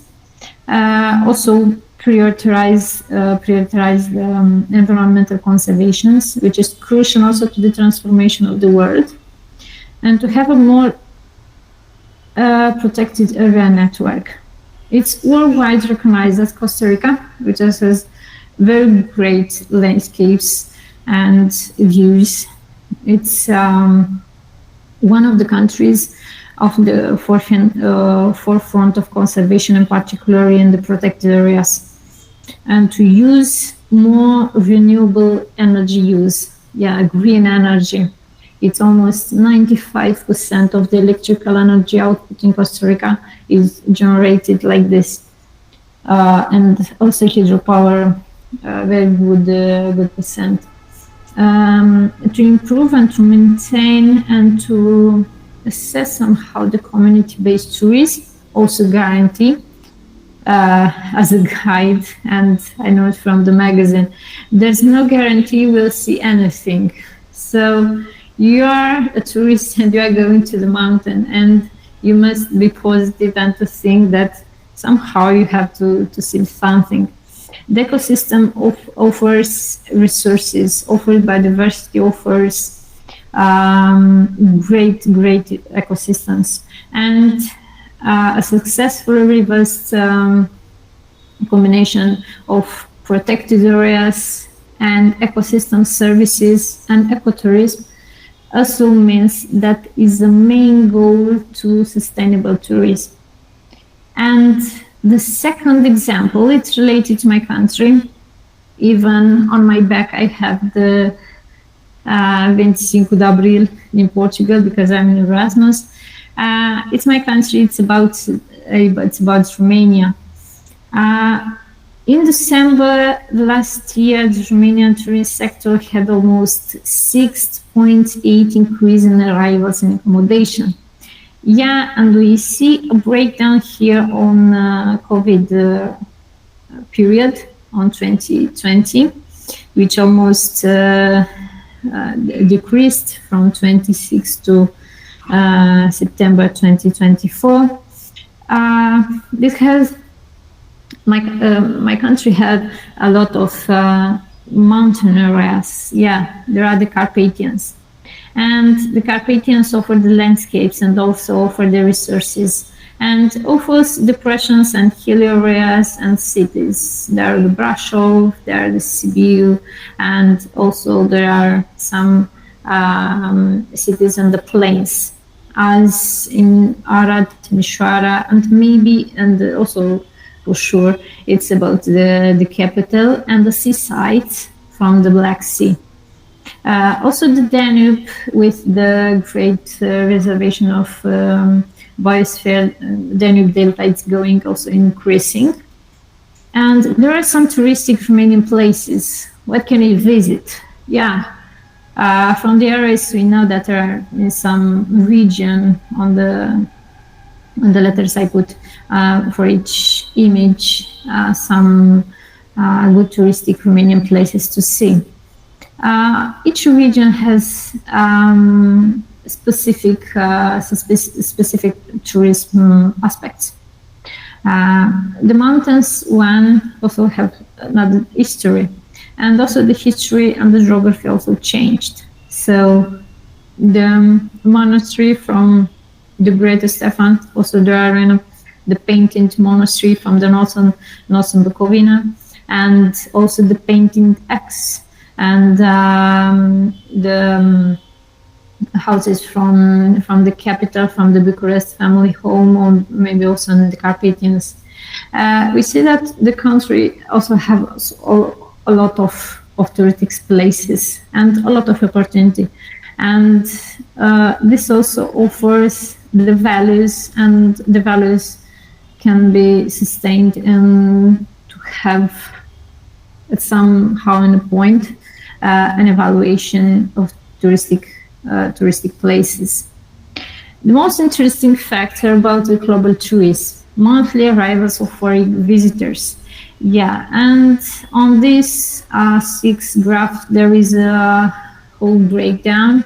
It's in 2020 in COVID era. And Europe was the first region to get back to the pre-pandemic levels in April, May 2022. And yes, United States of America, which is also a great tourism destination, nearly approaching this mark in July. The greater breakdowns were in US and also in Asia. And now there are regions which are increasing in arrivals quicker than the others, because also the social challenges and the political aspects that are going in trend. And the prolonged, for example, in China, in Asia, including China, the prolonged lockdown in China was a major source of tourism, and also contributed to tourism activity. As a worldwide, we see that the number of arrivals which is increasing. Yeah, they are going to have the pre-pandemic levels. And the International Monetary Fund in 2023 rebounded that and said that the global tourism it's going to the pre-pandemic levels. The 10 most visited cities in the world. Yeah, there are two cities from Turkey. They are in the top. It's about Istanbul with almost 20 million visitors, and also on the second one, Antalya, a great city on the Black Sea with great coastal areas on the Mediterranean coast. I'm sorry. Turkey also is the 5th most visited country in 2023, with a great number of visitors. They're going to be top with 55 million visitors overall. There are also some countries from Europe which are going in this world, and one interesting fact is about France, which is expected to have a similar high in 20 caused by the Olympics from Paris, and Paris also the 5th most visited city in 2023. Asia also saw biggest growth in tourism from 2022 in Hong Kong and in Bangkok. We're tourists in a city, and we have to work. Yeah, and the most workable cities in the world. On this map, we can visualize. We can see the 20 most workable cities in the world. So they're basically from Europe mostly, the 20 most workable cities in the world. They're ranked about the average time to walk to the amenities, to the school, hospitals, restaurants, and it's based on the idea of 50 minutes walk to the facilities to a world. To the city. The most European cities are friendly, so yeah, we can visit. We can visit more. So more cities from Italy, Genova, Milan, from Germany, Munich, Berlin, also from great bit of the United Kingdom. They're basically not the capitals, but also smaller cities which have sustainable tourism. Taking no caution and looking ahead, how to action in this point. Taking no caution, have in mind to do and what to do to have a sustainable life, sustainable tourism, and sustainable planet.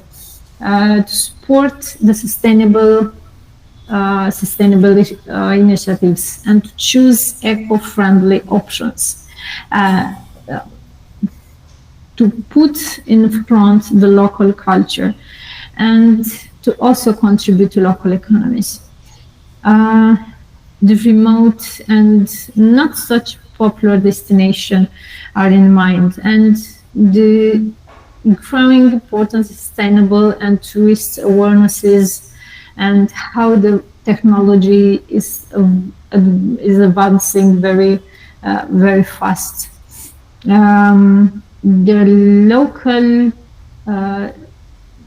local actions about tourism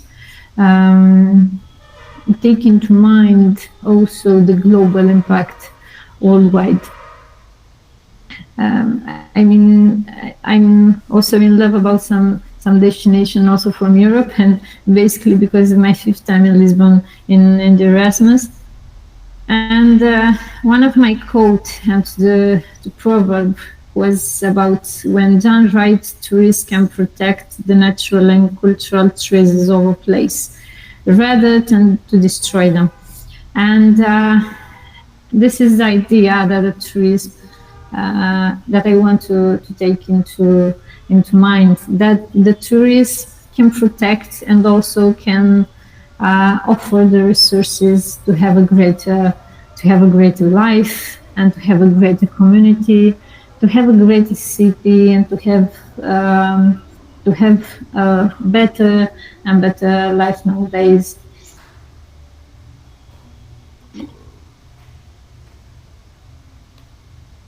Thank you. I think that I'm hearing. Thank you. Okay, thank you. Thank you, Anna, for your wonderful presentation. And I think Thank you. Participants may query some of the very significant issues you have inside, and also discuss detail in respect of the not only for Europe but also in the world aspects. We also consider some of the examples from the India also. Very important data and facts we have noted down. So this is the open for the discussion. Any questions? Yeah. Anup Kumar Bhattacharya. Yeah, please. Very good evening, ma'am. Now, yeah. Actually, ma'am, I just want to ask only one question. That how do natural disasters undermine the economic, social, and environmental pillars of sustainable tourism? Okay, I think that I understand the question. It's about the how the natural disaster has impacted the tourism. Yes, so I'm right. Yes, ma'am. Yes, ma'am. Yes. Okay. Yeah. To answer to the question, I give an example to Romania and also an example to Portugal, because I was in Esteemed about 3 weeks in Portugal. It was from the end of February to the middle of March. And I saw that even Lisboa, which is a very touristic place, it's one of greatest cities to visit in Lisbon. They're facing some climate changes and some great rains. Even if it's winter now, and in the middle of March there are no greater rains. And how this impact the tourists? Yeah, the city was in some places was empty. And another example was related to Romania. It's about the flash floods and deforestations. One of the country and one of the city which I studied on my PhD was in northern part of Romania, and it's the region which most it's over in Maramureș and Bukovina. I think that's yes. And the cities were with no tourists and no accommodations, not only on COVID and pandemic, but also when there were some great winters, or also in summers they are going mostly to the mountain parts than to the Black Sea. And this is the fact which is related not about the disasters, but how can the urban planning and how can the city and the regions which they are known, they're going to have this disaster, they're going to face them. And the local community also must have in that urban plans also this idea and how to have a good city also for the tourists and also for the locals, because the environment and our our changes, our actions can determine also the environment.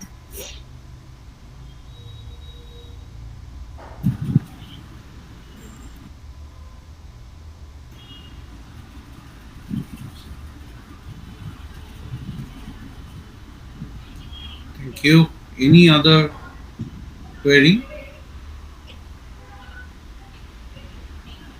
Platform is open for discussion.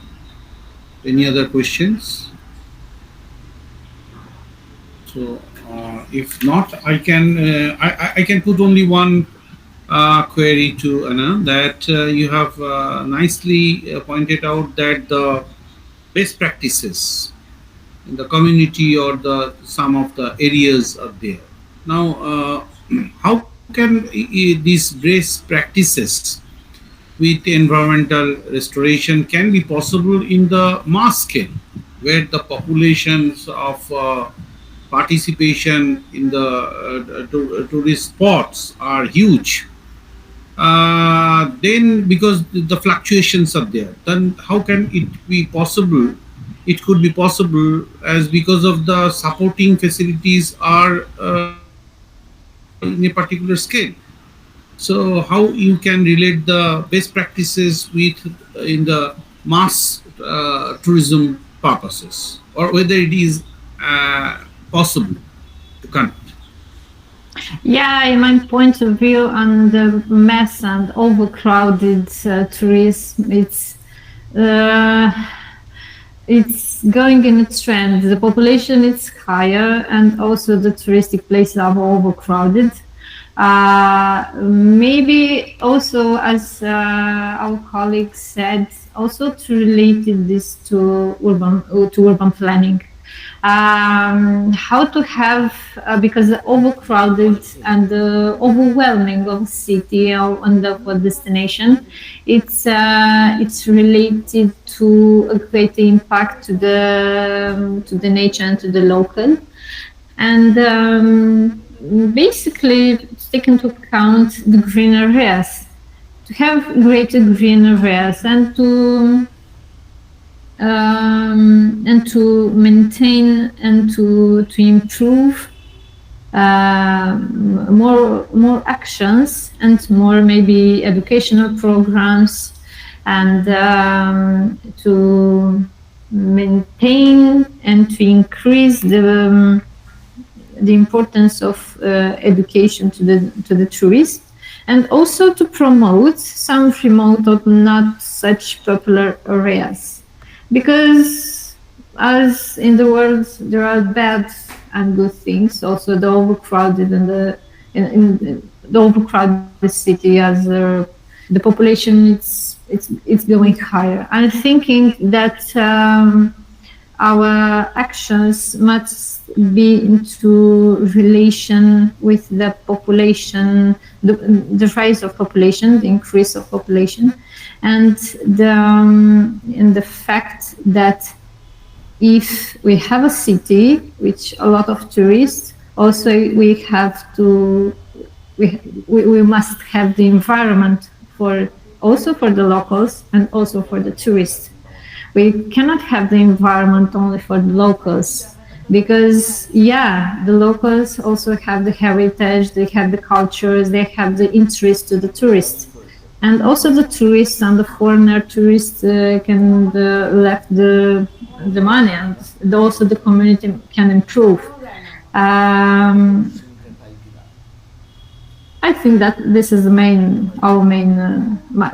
main idea about it.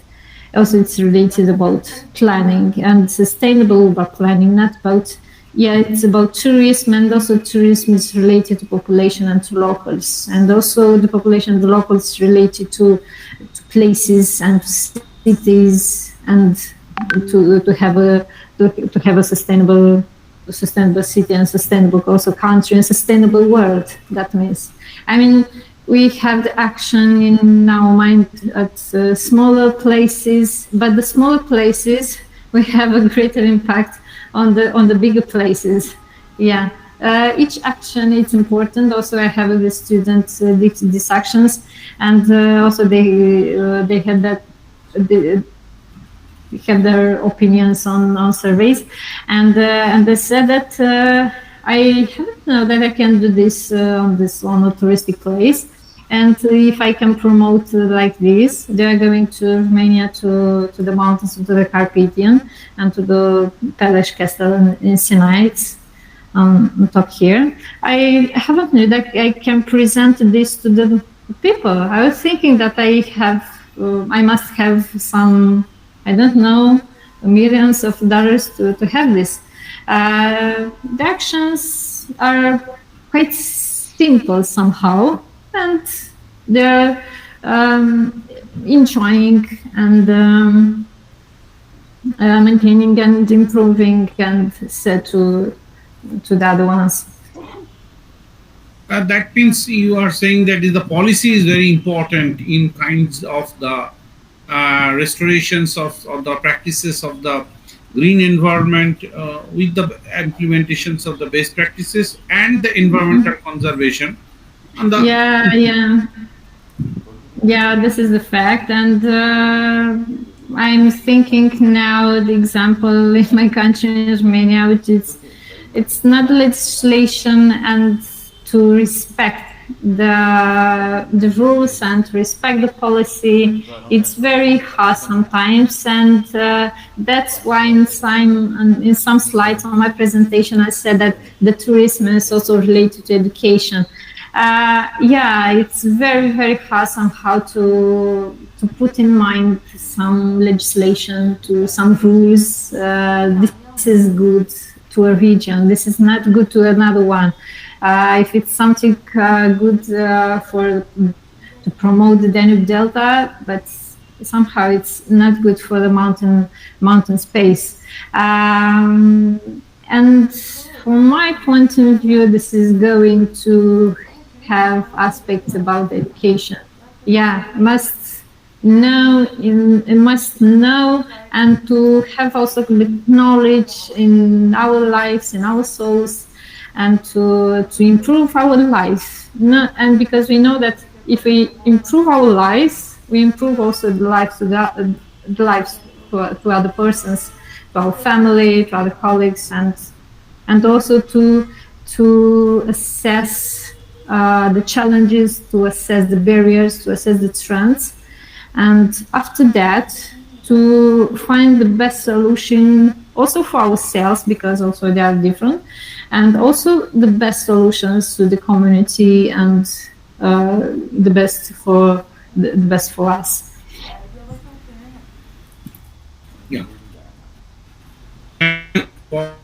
For this wonderful discussion. Okay. Thank you once again from the part of the organizer for your very important time period. You have just informed me that you are already in Portugal. So yes. Very happy with this. Okay. So thank you very much. Thank you. Now I will invite the next speaker, Dr. Payal Ghosh from the Central University of Jharkhand. So Payal, you can start your discussion. Platform is for you, and I would also like to request Anna, please stop your presentation. Okay, thank you, sir. Thank you for giving me this opportunity. Okay, I'll share my slides first. Yes.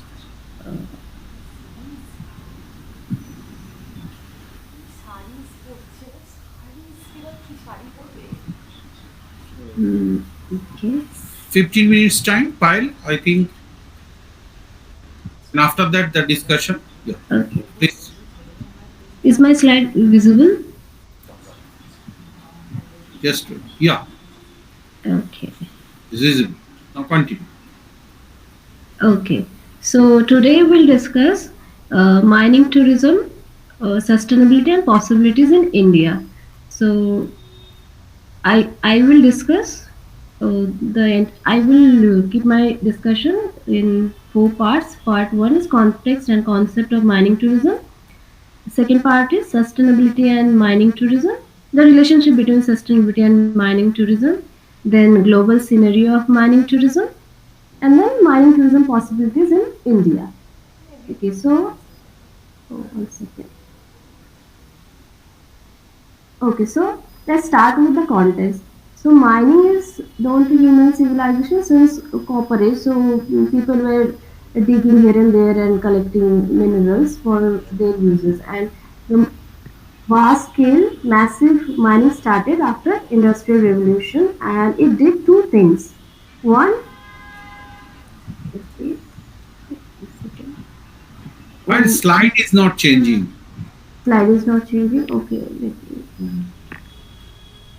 Okay, I think Yes, yes, you continue. like Now, this I can continue, right? Okay, so what happened after industrial revolution? Mineral production increased manifold, and mineral production in one hand helps in economic growth, but it also has many problems, such as it causes environmental problems like air pollution, water pollution, land radiation, and it also causes many health issues, right? And not only these things, but mining activity itself requires a huge amount of land that remains unused when activity stops.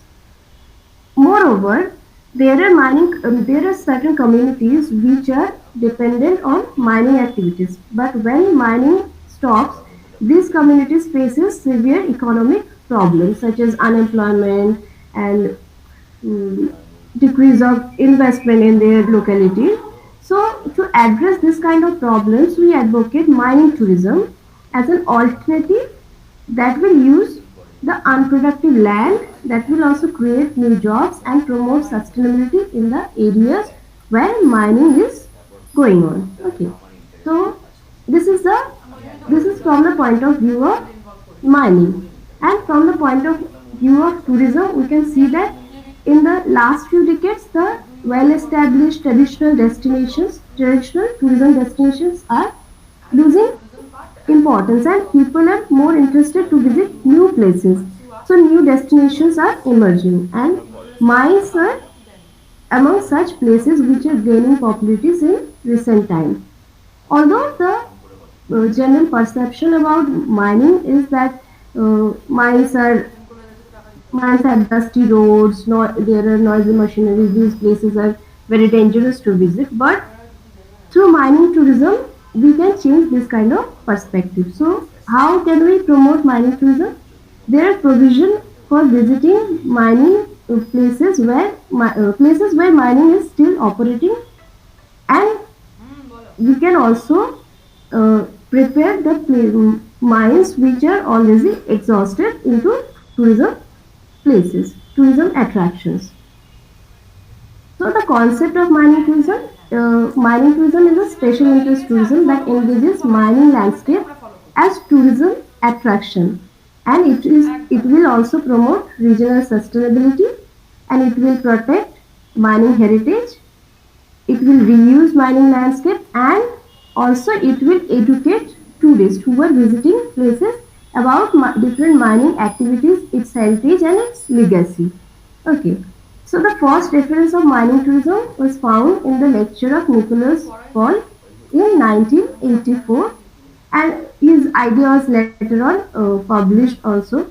And during 1990s, this idea was flourished, basically in the European parts, and it was a tool to manage the post-mining unproductive lands.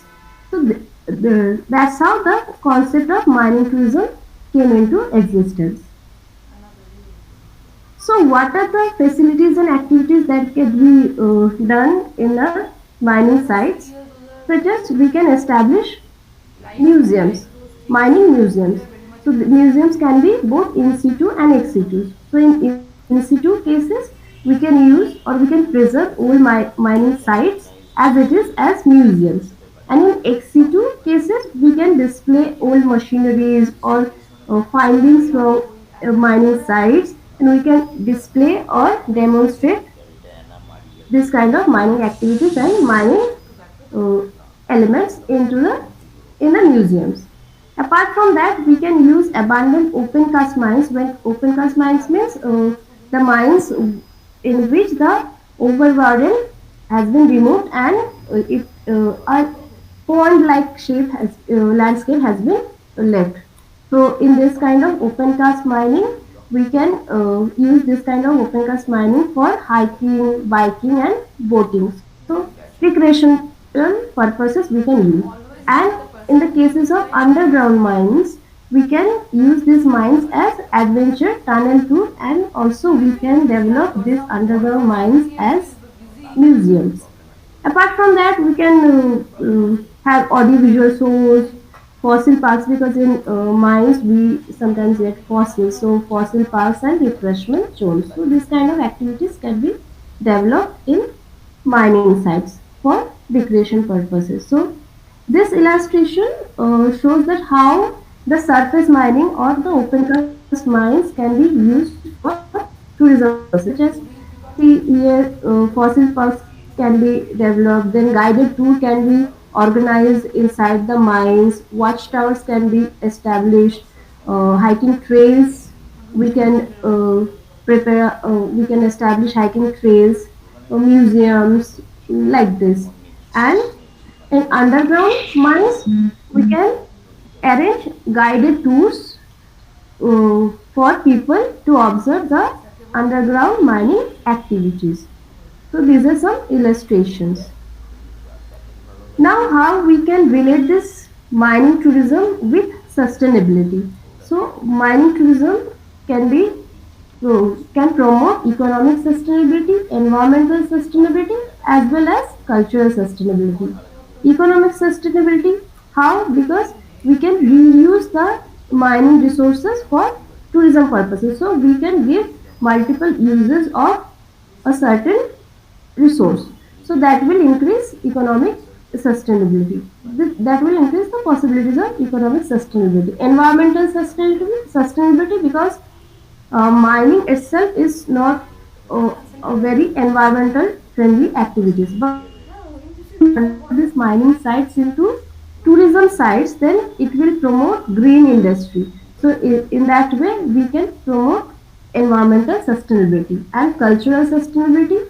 When a place is economically and environmentally sustainable, then it will automatically come to a cultural sustainability. So there will be uh, less conflict among people, distress among people. So there will be a cultural sustainability as well. So if we want to connect mining tourism with sustainable development goals, then we can see that it is directly linked with certain sustainable development goals, and it is also indirectly linked with certain sustainable development goals. So direct links, if we see that, it shows that it can be directly linked with the first goal, that is low poverty, then the goal number 8, that is decent work and economic growth, then goal number 9, that is industry, innovation and infrastructure, goal number 11, that is sustainable cities and communities, and goal number 12, that is responsible consumption and production. So as we are discussing that mining tourism, it will create additional employment. So it will eradicate poverty. Similarly, decent work and economic growth, it will provide the local community the opportunity to engage in some uh, better employment. It will give them better employment, and it is also an industrial innovation, and it will develop infrastructure. Similarly, sustainable cities and communities, it will make the mining cities more sustainable, because when mining activity is going on, it is not a sustainable way of living, and after mining is closed, that cities sometimes becomes ghost towns, ghost cities, so people leave those cities. But if we introduce mining tourism in those places, then those cities will be sustainable.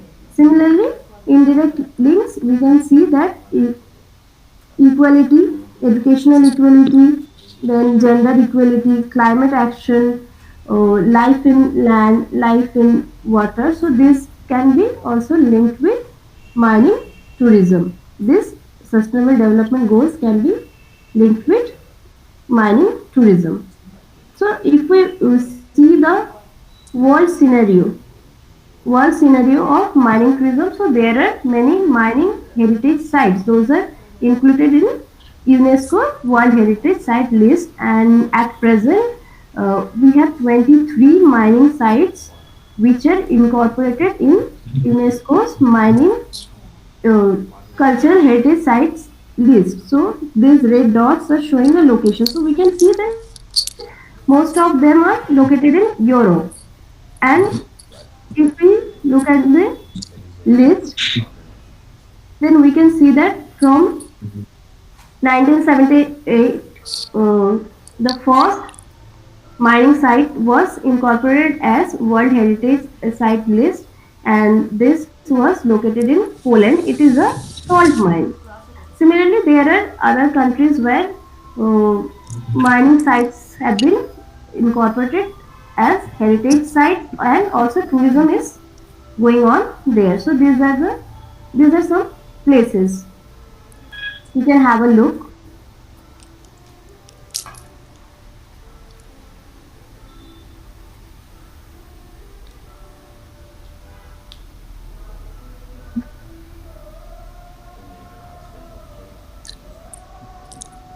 And these are some pictures. These are some pictures of mining sites which are incorporated in UNESCO's World Heritage Site list. Okay. Now let's talk about what are the possibilities of mining tourism in India. So we can see that mining tourism is pushing boundary of tourism industry, and many developed countries have already adopted this mining tourism concept, such as UK, Canada, Australia. They are already considering mining tourism uh, as a major industry, tourism industry. And India also has potentiality for mining tourism because there are certain facts that I am going to discuss. First, that commercial mining in India is almost 250 years old, and mining industry in India is a well established industry, and it also holds a significant amount of land. So this factor will provide a wide range of physical and cultural components for mining tourism, or this will provide a lot of tourism attractions in the field of mining tourism. Secondly, India has high population density and with high unemployment rate. So that means we need to reuse the land, and also we need to create more employment. And next is recent tourism policies and experiments and research in India is also very promising regarding the development of mining tourism in India. Okay, so if we look, uh, the factor one is how we can establish that in India the mining industry is a well established industry. See, from the 1947. So during the independence, the production of different minerals, be it fuels, metallic minerals or non-metallic minerals, and if we see the current scenario, the production has increased many a fold. So it indicates that mining industry is growing in India. Also, these maps are showing different major industrial regions, then major fuel, mineral fuels, location of mineral fuels. Then in this we can see that the location of non-metallic minerals and metallic minerals. So we can see that a major area of India, uh, in major areas of India, we can see that there are mining activities, some kind of mining activities are going on. So it establishes that mining industry is an important industry in India, and it has some potentiality, and it also holds a lot of land area. So what kind of activities or what kind of heritage our mining industry holds. So, if we divide the types of heritage we found in our mining industries, then we find that cultural heritage tangible, then cultural heritage intangible, and natural heritage. So, cultural heritage tangible, we can see that mining oriented buildings, mining machineries, and mining equipments and documents which are tangible heritage of mining industry. Similarly, in intangible cultural heritage, we see mining technology. So mining technology has progressed during this 250 years, and mining related folklores, folk songs, even folk games have been found. So this can be preserved and this can be passed on to the next generation. Similarly, in natural heritage, artificially modified topography in mining areas, we can see artificially modified topography. Obviously, mining industry does that things. Then we find fossils, then exposed geological structures and subsurface geological structures. These can be uh, preserved as natural heritage. Then this is the part which shows the potentiality of tourism attractions in mining industries. Now, why we must introduce these things, because we need it. Why we need it? Because we have high population density in India. We have very high population density, so we cannot leave any land unproductive. So we must reuse the lands that are uh, left behind after mining. So that is one point, and we also have a high unemployment rate. That means we need to create new employment opportunities. So that gives us the opportunity to introduce mining tourism so that we can handle this kind of problems. So what kind of activities we can provide, or mining tourism based alternative occupations that we can provide, such as local people can become tour guide, mining tour guide. They can open their hotels, they can open their restaurants, they can engage in transport operating or other service provide. They can become other service providers. So in that way, we can generate new employment opportunities in the mining areas if we promote mining tourism.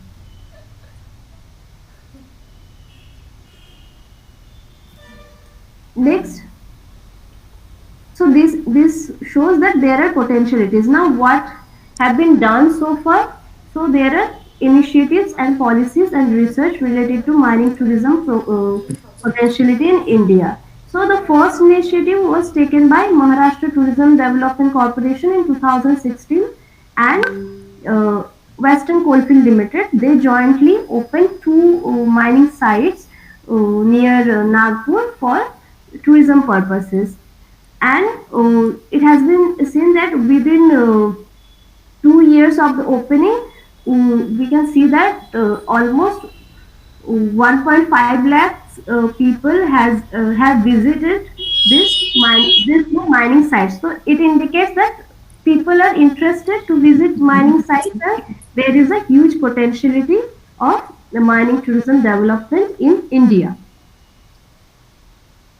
Next, different policies have been also introduced, such as draft of geoheritage sites and georelics preservation and maintenance bill in 2000 is passed by Ministry of Mines in 2022, which whose key features are to declare geoheritage sites and protect geoheritage sites.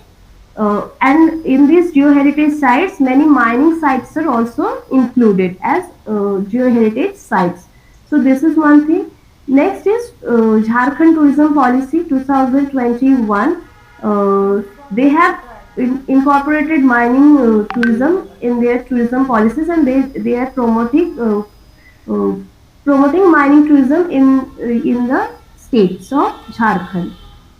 Then Ministry of Coal promoting ecotourism in mining areas. Ministry of Coal, they have developed many abandoned mining sites, especially the open cast mining sites, uh, for the purpose of promoting water sports, boating, bird watching, and also hiking, biking. This kind of activities they have already started in some mining sites. Similarly, there are different research. I have also actively working on this field. Other people are also working in this field. So there are many research which is focusing on mining tourism potentiality in India. So these are the some things that shows that there is a great potentiality because policies from the tourism attractions point of view, we have a great number of attractions related to mining tourism. From the people's perspective, people are interested to visit as well as people are also interested to uh, engage in tourism business, mining tourism business, and there are also policies that are promoting mining tourism, and there is also research that are finding new ways to promote mining tourism. So, in concluding remarks, we can say that India has a fair potential of mining tourism, and country's rich heritage and extensive area under mining provides huge tourism resources for the development of mining tourism, and population pressures and recruitment of alternative livelihood options also pave way for mining tourism development. Additionally, new policies, bills, initiatives, and research would boost this kind of tourism in near future. And in conclusion, it can be said that through mining tourism, economic, social, and environmental sustainability can be achieved. Thank you. Thank you, Payal, for your very important presentation related to mining tourism. Thank you, Now, the sir. topic is open for any kinds of discussion. So, anyone have any questions or any queries to Dr. Ghosh?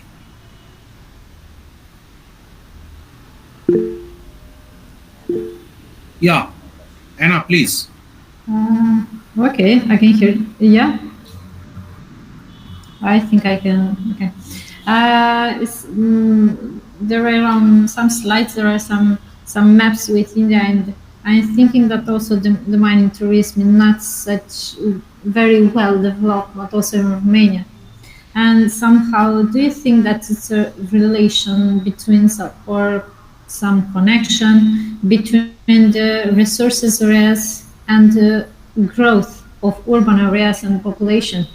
Because this is also it's one of the United Nations Sustainable Development Goals, and maybe it's one of our point. Yeah. So if there are any connection, any relation between resources areas, the mining areas, and growth or decrease in urban areas. Yes, actually, mining tourism can be also can be a tool to promote urban sustainability also, because that's why I was talking that it can promote sustainable cities, because when we see that mining cities and mining towns, these are not very sustainable, because when in a place we found mining resource sorry mineral resources, then government when the government starts to establish different mines, and when once the mining starts, then other industries also come, because other industries, they want to get the benefit of minerals that are being extracted from those mines. So that's how a city, or from a small town, small mining town, a certain place becomes a big city. But mining after suppose 20, 50 years After that, when once the mineral got exhausted, so mines are no more producing any mineral. So at that time again people started to shift from those places to different places, because there is now there is no more mineral present there. So mines are being closed. That's how a very unsustainable situation is created. So if we promote mining tourism after minerals has been extracted, if we promote mining tourism, that will make those certain mining cities or mining towns sustain for a prolonged time. So that's how we can relate urban sustainability or urban growth with mining tourism. Yeah, it's a global fact. Also, Romania, the closure of mining areas, it's determined led to abandonment of cities. So yes, local problems, local issues, but global solutions. Yes. Thank you. Any other queries is there?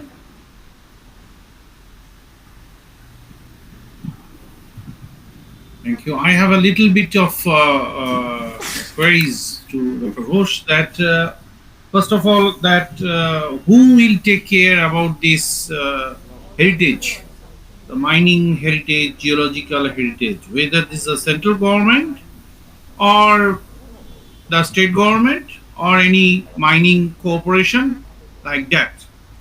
So, because you are telling that the heritage related to geological structure and landscape, because as per my knowledge in India, there is no kinds of the institution who can take care of the landscape heritage maintenance. And the greatly devastating scenario will come very next decade, as because of the extraction of the mining.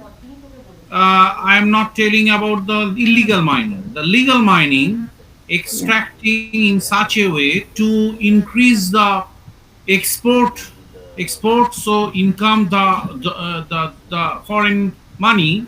So there is a huge extractions of the minerals, which basically is going for the exportation. This is the policy of the governance last 2 decades, and the day after day the export policy is intensify of the uncontrollable mining scenario.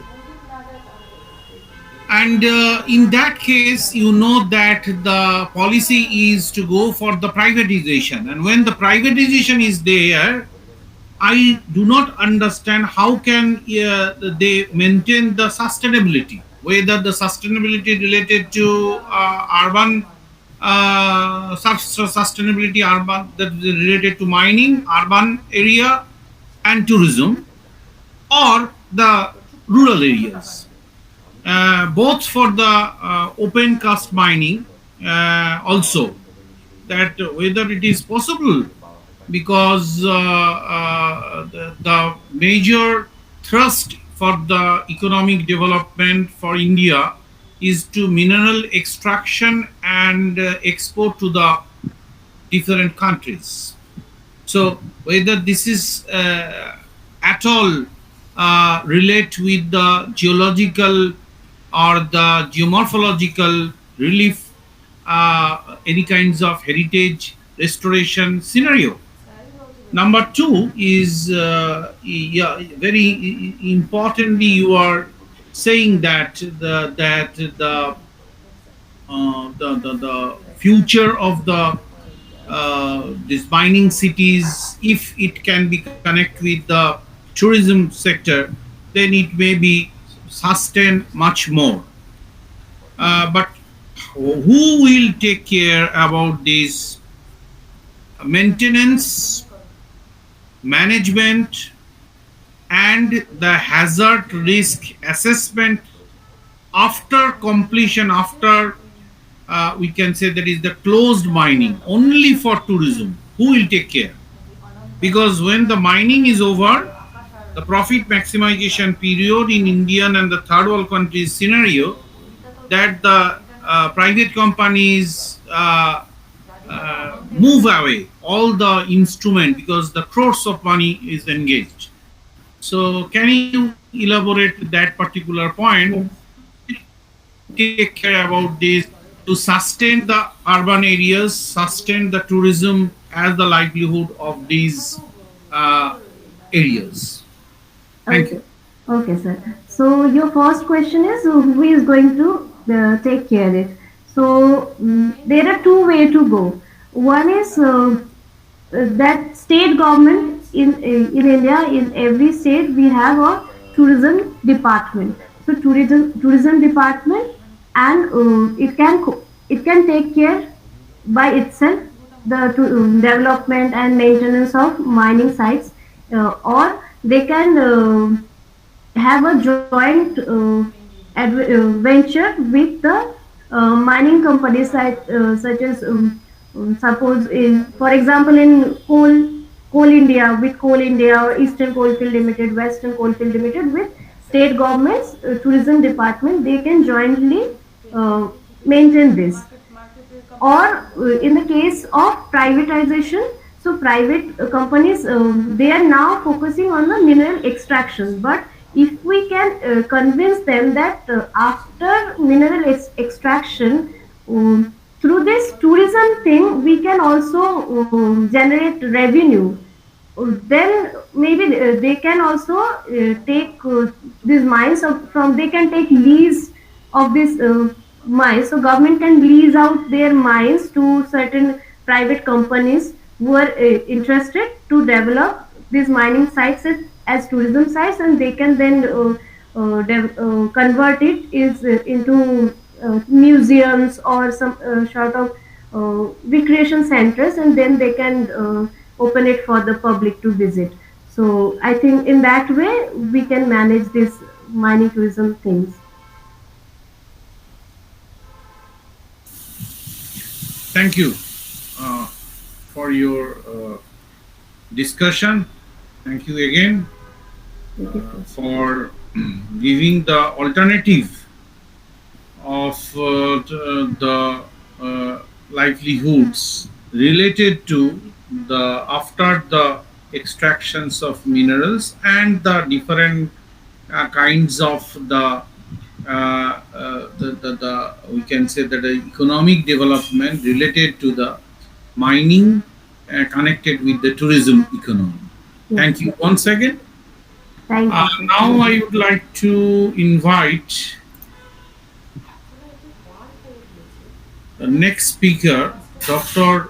Rituraj Neo, the Gurgaon College under the Dibrugarh University, Assam. His topic is the climate change and the rising thermal discomfort in major tourist destinations of India.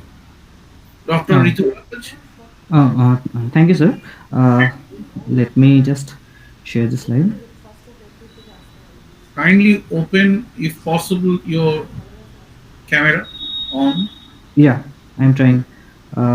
Is it visible, sir? Not yet.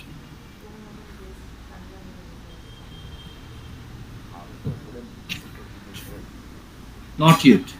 Okay, sir. I'm trying. Having some technical issue right now. Yeah.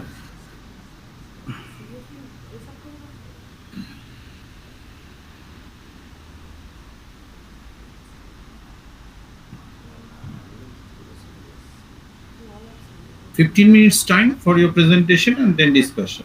Please conclude within 15 minutes. Yeah.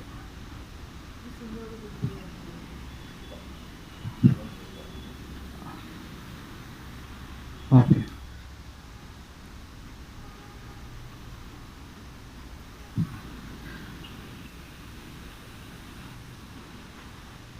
Correct.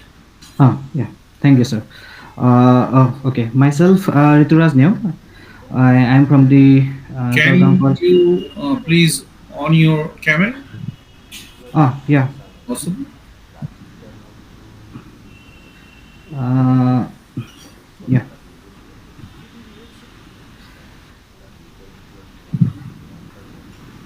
I'm trying to connect through camera, but maybe some technical issue. It is automatically becoming switch Okay, okay. off. You Okay, start. Yeah. okay, fine. Uh, okay, myself, Rituraj Neo. I'm from the Gorgaon College under Dibrugarh University, Assam. So I'm trying to actually present a paper, trying to link between climate change, that is one aspect, and rising thermal discomfort in the major tourist destinations of India. So it's not changing. Not changing. Yeah, having some issue. Let me try.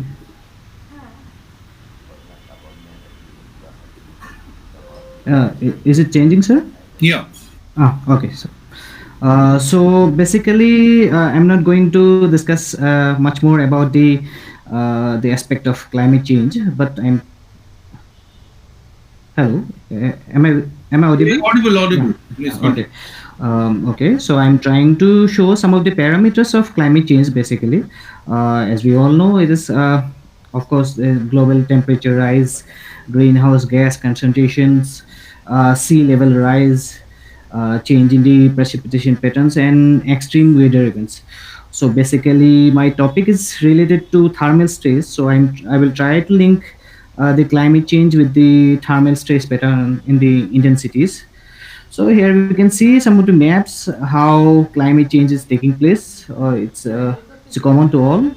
So it's a global temperature. If you can see here, it is rising, and here we can see the trend and pattern of temperature that is rising since 1880. But what are the basically impact of climate change on the weather and events? Actually, the atmospheric events. Here we can see some more hot weather conditions, extreme hot weather, and obviously it is related to temperature change, increasing temperature, and some heat stress phenomena. Okay, so in the next, here we can see the temperature change over India since 1901. Here we can see easily how temperature is rising since 1901 and right up to 2023. And in this graph, we can easily identify how it is the second parameter of actually climate change, how rainfall is decreasing since 1920 to 2000. So these are the basic common parameters of climate change, as we all know. So hey, we can see how these changes influencing the extreme events in India. So here we can see what are the extreme events that is caused by climate change in India, that is lightning strikes, some of flood, cold and heat wave exposure, obviously some landslides are also taking place, cyclone avalanches. But among them, this part we can easily identify. This is called the heat stroke. The death due to heat stroke in India during the last during 2000 to 2014, it's almost about 13,548. That means the heat stress and heat strokes has become, it is increasing day by day due to climate change. So these are the maps actually showing where basically the extreme heat events and heat related activities are taking place due to climate change. Almost the northern part of India, that is located in India and surrounding, these are the location, and the central part of India, these are the locations where the extreme heat events, basically heat waves and heat related problems are increasing day by day due to this climate change phenomena. So next, uh, here we can identify the how climate change influence basically the tourism industry. So there are many things that can happen to tourism industry due to climate change. That is one is basically change in the tourist destinations. So it might be due to some weather events, extreme weather events, that is already mentioned in the second point actually. So it might lead to change in the tourist destinations by the tourist due to weather related activities.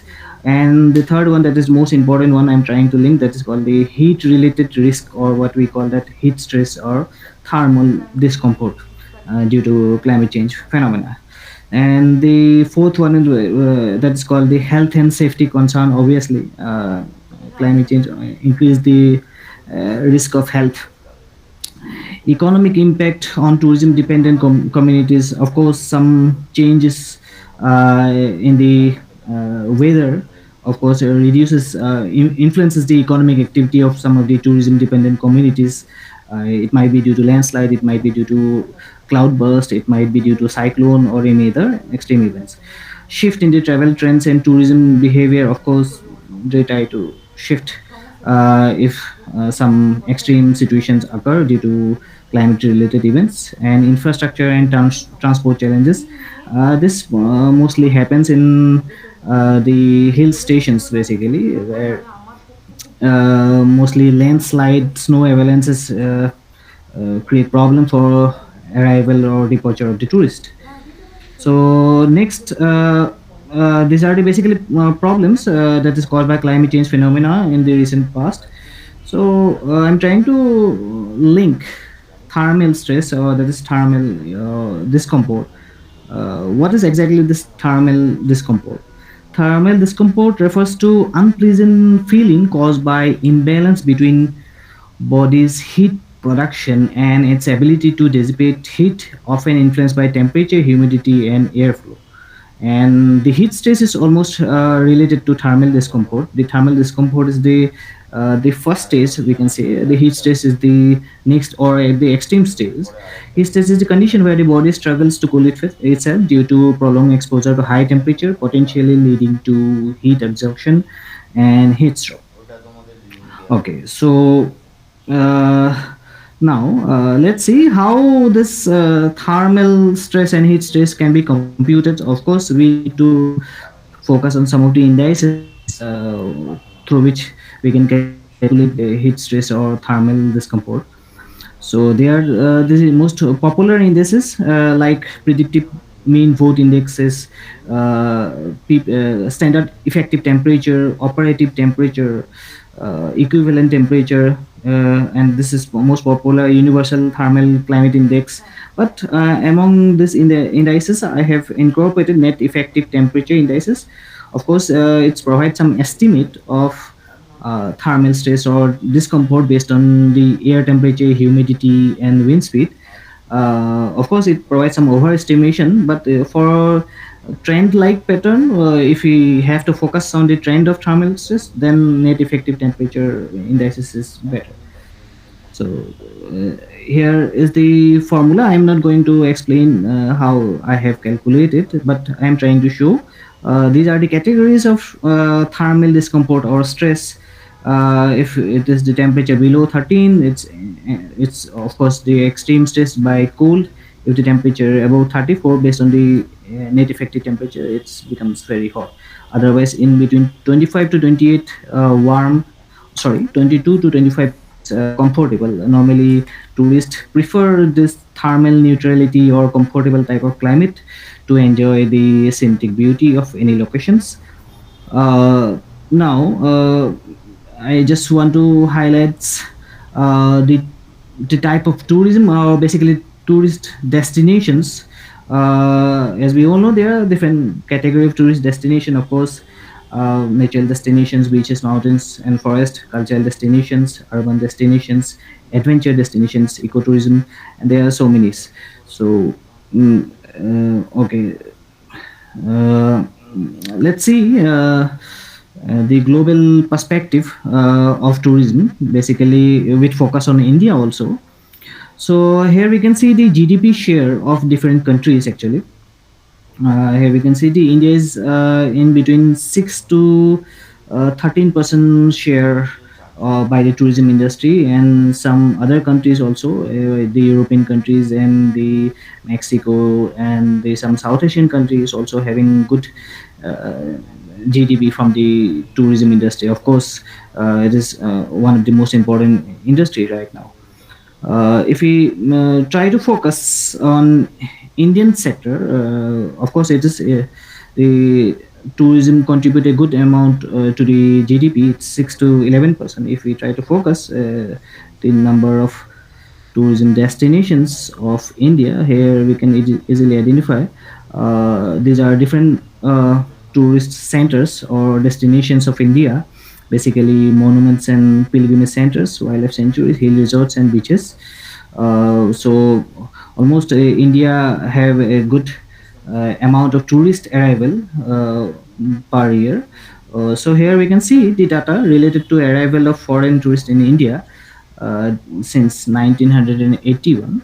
In his foreign tourist arrival in India since 1981, it is 1.28 million. It is increasing continuously from 1.28 million to 5.28 million in 2008, and of course in 2020 it has been reduced due to COVID-19 issue. It has been become 2.74 million, quite a big amount of the tourists arrive to India every year, and it has been increasing per annum. So here we can see the month-wise pattern of foreign tourist arrivals in India. Basically, the month basically January and February and March. These are the month which receive maximum tourist.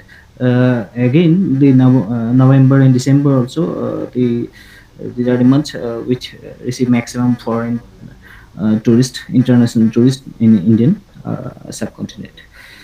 Now we can have a look on the foreign tourist arrival to India from different regions during 2018-19. These are the data of 2018 to 20. So here we can see this the maximum tourists comes from South Asian part, Western Europe, and then North America, and minimum from the African and West Asian part.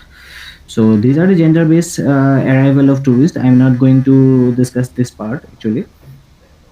Uh, Here we can have a look on the state-wise pattern of domestic and foreign tourist arrival in India. Uh, Here we can see the Tamil Nadu who receive a good amount of domestic tourists, and then Karnataka, Andhra Pradesh, and Uttar Pradesh. All those states are receiving more than 15 or more than 10% of tourist arrival. In terms of foreign tourists, we can say here Maharashtra receiving more than 17%. Tamil Nadu is also 17%. Uttar Pradesh and Delhi is also receiving a significant proportion of tourists per year. So now let's know how this tourist may get affected, influenced by the trend and pattern of thermal stress due to climate change in India. So let's come to the trend and pattern of thermal stress in major tourist destinations.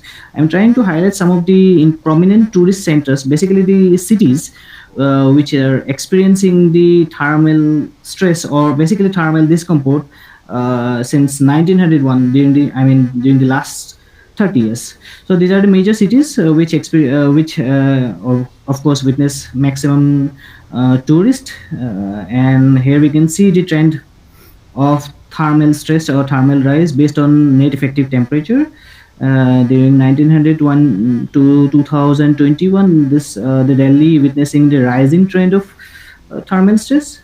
Even the Kolkata also, of course, there's a rising trend of thermal stress. Mumbai, of course, witnessed a sharp rise of the thermal stress or discomfort since 1901 due to, of course, it is related to climate change because I have already shown that India experiencing the increasing temperature with decreased rainfall as well as humidity pattern. So next, come to the cities of like Chandigarh, which is also experiencing a similar trend. Patna, Lucknow, and Jodhpur also. If we come to the other part other cities, important prominent cities, uh, like this is the Hyderabad. Of course, the Hyderabad have the light slopy trend in comparison to the other major cities like Delhi, Mumbai, Kolkata, and Chennai.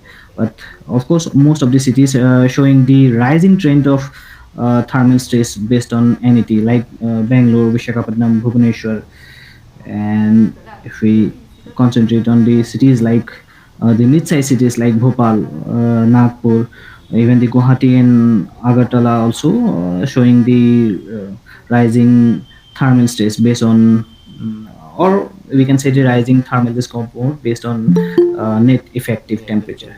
So here we can try to figure out how this thermal discomfort lead to reduce the number of comfortable days in India. So here I have tried to identify declining days of thermal discomfort in the Indian cities, basically concentrated in the northern part and central part of India due to rising temperature and decreasing humidity.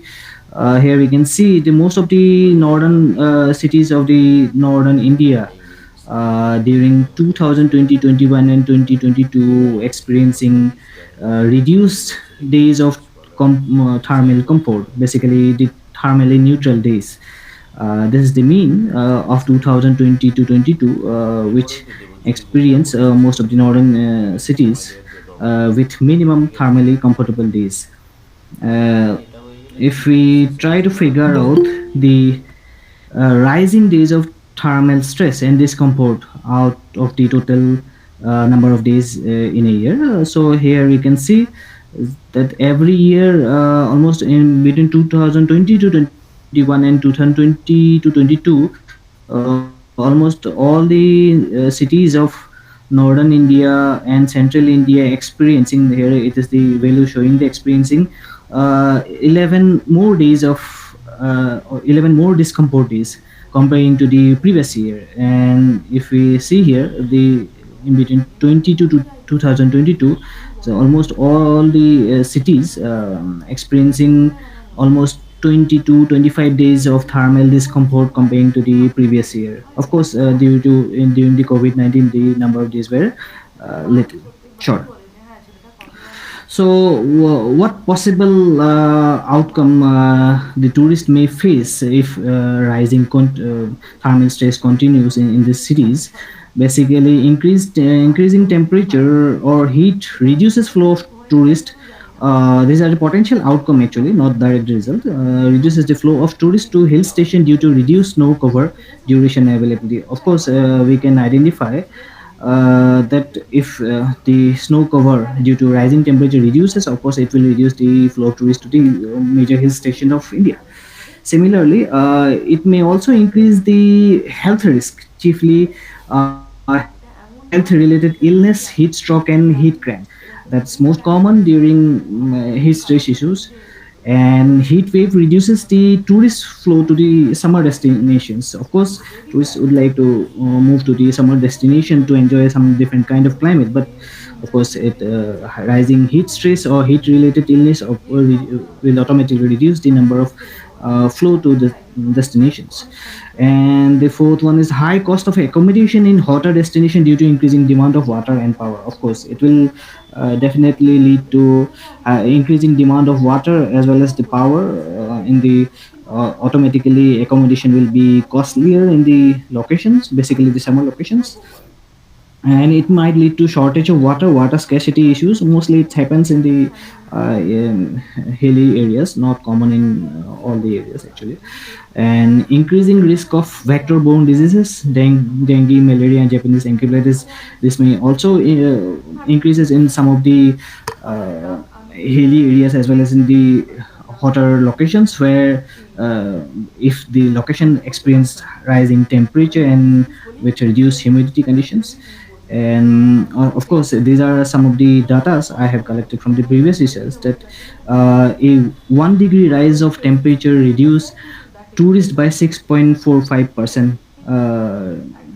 In Of course, it will reduce the 6.45% of tourist arrival and 5.60% reduction of of course, the tourist revenue. Of course, the rising temperature and its related heat is a major concern for tourist arrival in most of the locations, mostly in India, which is experiencing the phenomena of climate change actually. So of course, if proper actually this situation is the climate change is very global, and it cannot be solved very easily. So of course, we need to think about it in order to increase the flow of tourists to the major destinations of India actually. Okay, so this is all about my presentations. Thank you.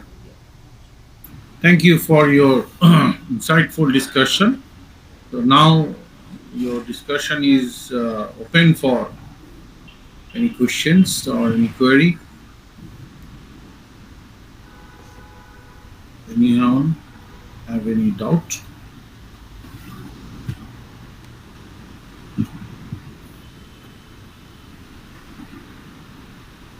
Uh, Thank you. I have a small query to you. Yeah, yes sir. Yeah. So you have rightly pointed out that the temperature and humidity is significantly control the tourist inflow. Yeah, yes sir. But if you look at the transport policy for the private sector, especially the flight companies, then you can find out that in the much difficult seasons, they are giving some kinds of offer to manage the loss of the travel, tourist travel. Because your logic is correct that the informations, those informations majorly affect the travelers' movement. Climate is one of them. But the price, the cost involved in the transportation is also another important issue. Majorly the middle class family or lower income group of families. To manage this thing, the flight fare has been very interestingly decreased to maintain the tourist flow and to manage their loss because of the minimum flow of the tourists. So, how far it is true from your experience that artificially the climatic factors can also modified by the logistic different kinds of management system. Okay, actually it is for the short run, mostly the middle class family, as you have mentioned, prefer to visit during the summer season, and basically they don't consider this heat related issue. Of course, it is important for them, the monetary concern. But for long run, it might lead to serious issue if it is not controlled. Because as I have already shown, the number of heat related mortalities that has been increasing day by days, and up to some extent people may experience some unusual climate, but if it continues, it might lead to some other issues, some health issues. In that case, some reduction of tourist arrival may continue in some specific location. And it is, if it is not related to heat stress, it might also lead to reduce the number of flow to the some specific hill stations where actually tourists arrives for some specific sports, winter sports activity. Now it has been quite complicated, or we can say it is become, it is Difficult. difficult to access those areas because of lack of snow covered areas, winter sports. This might also lead to reduction of tourist area. Thank you, Ruturaj. Thank you, sir. Any other questions from the audiences? Or we can move to the next presenter. And I think the last presenter today is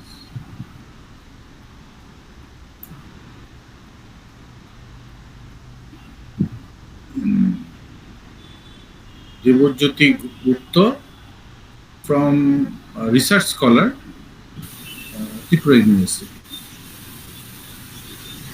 So, Devojyoti, are you ready for your Yes, presentation? yes, sir, I'm ready, sir. You are not audible.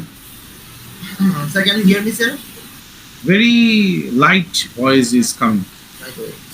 Please Sir, check now, your little better. sir, it is now, sir, it's okay now? Little better. Yeah. Please Okay, sir. Okay. share your slides then. So let me share my slides. First check your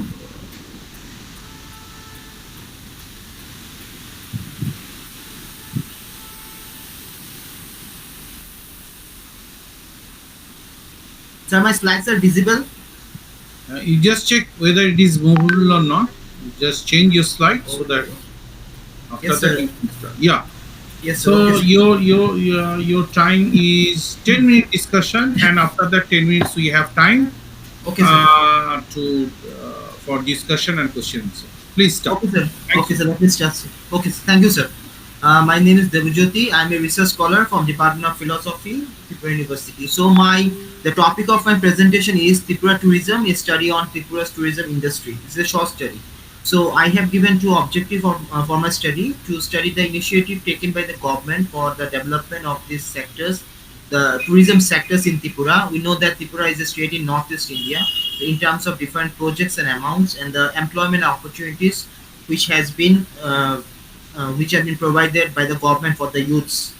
So, so my first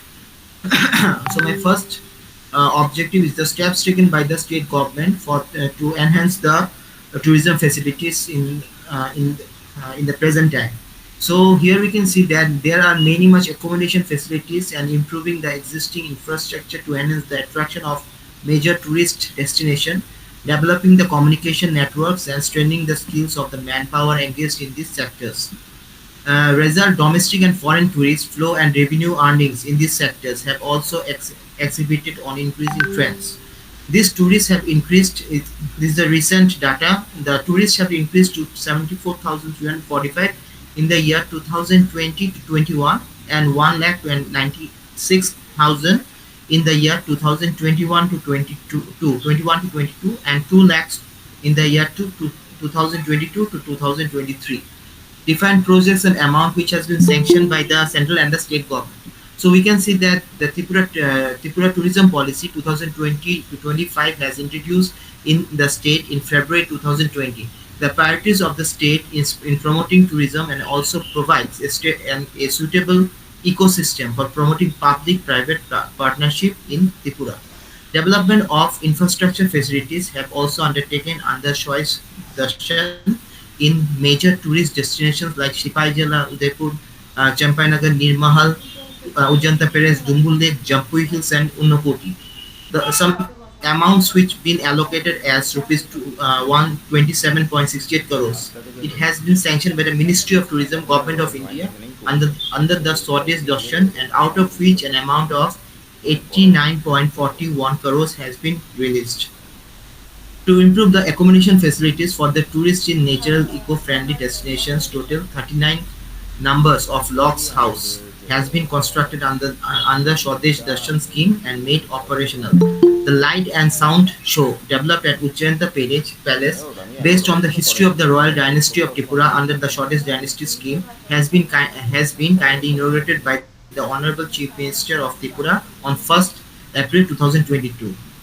And weekend tourist hub, which has been observed in the Ujjanta Palace, is observed every Saturday and Sunday with cultural programs with the collaboration of the artist of the ICA department, Information and Cultural Affairs department.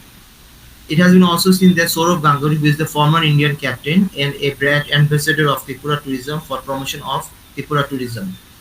The development works of Mata Tripura Sundari Temple, one of the 51 Shakti Pitas Udaipur, is going on under Prasad scheme.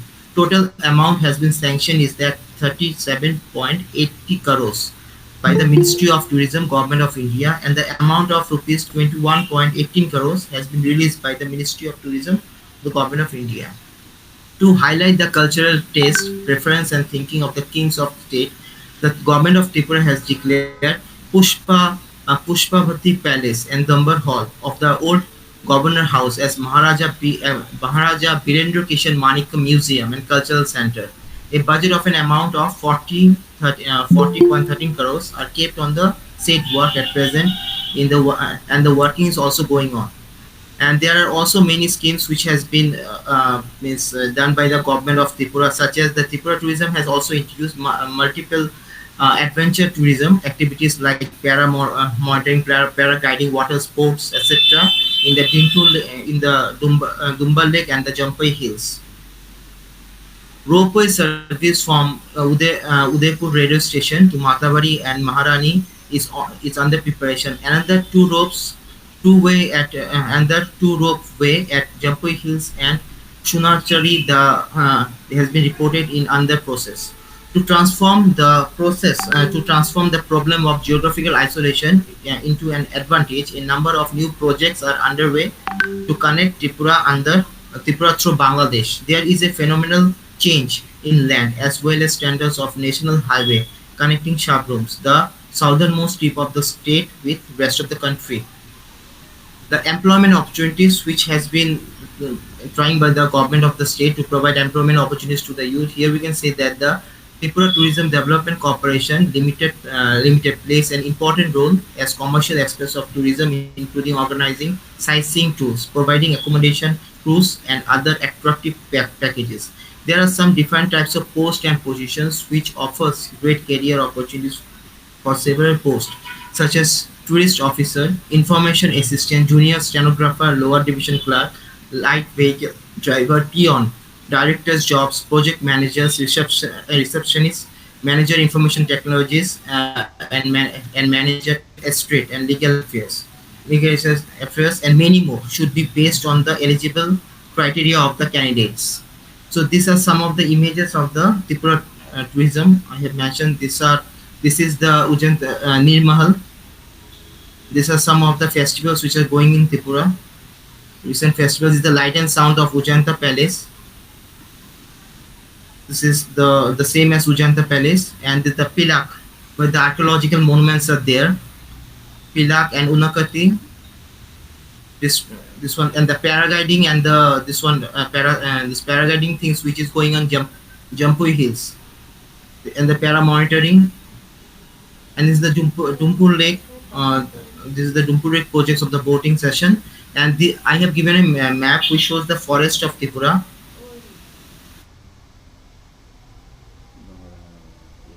The forest images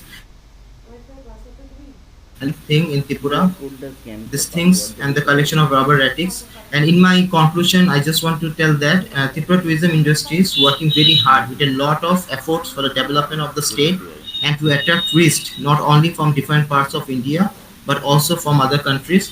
Hopefully in the future it will make a dominant impact all over India. Thank you.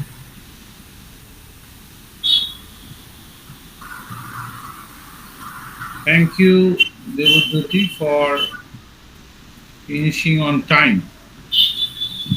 So, any question or any queries or any discussion for Devadati Gupta? Hello. Yeah, thank you so much, Mr. Devajyoti, for your wonderful presentations over the tourism aspect in Tripura. But as you know, Yes. as we are having this, as we are staying in Tripura, we can see, yeah, there are different places, numerous number of places which can attract people from the different places. But still, the government has taken an initiative to explore to make it as a tourist place. Like say, before we talk about the Dumbur, now Dumbur has taken role by the governments to improve and to improvise, to welcome and attract people from the different states. So, like Dumbur, there are different places in Tripura where we can offer tourist sport, but government has not taken any form of initiative yet. So, in these situations, in this scenario, what how you want to convey message and those problem as per your perceptions, how the problem can be addressed. Okay, really. Okay, thank you for your question. Okay, actually, there are many problems are there regarding this one sports and other activities. But government is trying to initiate some of the projects and some of the sports in this type of sectors also. But it will require some time for that, because the many projects are there. They are just going on. They are on hold. They are on hold, and they are just in the process of uh, means what it- in the process of taking place in the coming updates. Okay. Okay. So, any other question? Yes, Devajyoti, I have one little question to you. That what methodology you took for your research? Actually, the methodology which I took some secondary data for my study, and also I have collected this one the survey which I did. I have collected some information from the tourism department of Agartala. The amounts, these things which I have, the data which I have shown, these things, all the things which I have just collected from the tourism departments. Okay, thank you, thank you. So I don't have any. Stop, please, stop, Dr. Roy, please. Yes, yes, I don't have any more queries. You Okay. can continue. So I'm little bit. I don't have any query to you, but I am little bit interesting to know from your end, as because you are the students and the scholar, I think. Yes, sir. Yeah, yeah, yeah. What, any kinds of philosophy is connected with your research? Number one, Okay, sir. because because you are the department of philosophy. Second thing, whether this is your research topic, a PhD research topic. No, sir. No, sir. It is No, not my okay. research. No, Because sir. if it is your PhD research topic, then I would suggest you to incorporate also the name of your guide. As because it is not, then okay, this is okay. So, have you ever this process of this secondary data collections, or regarding the presentations of the slides? Do you have any kinds of the visualizations of what kinds of philosophy is practicing, or they will be practiced in the for the development of Tripura tourism? Have you any kinds of idea?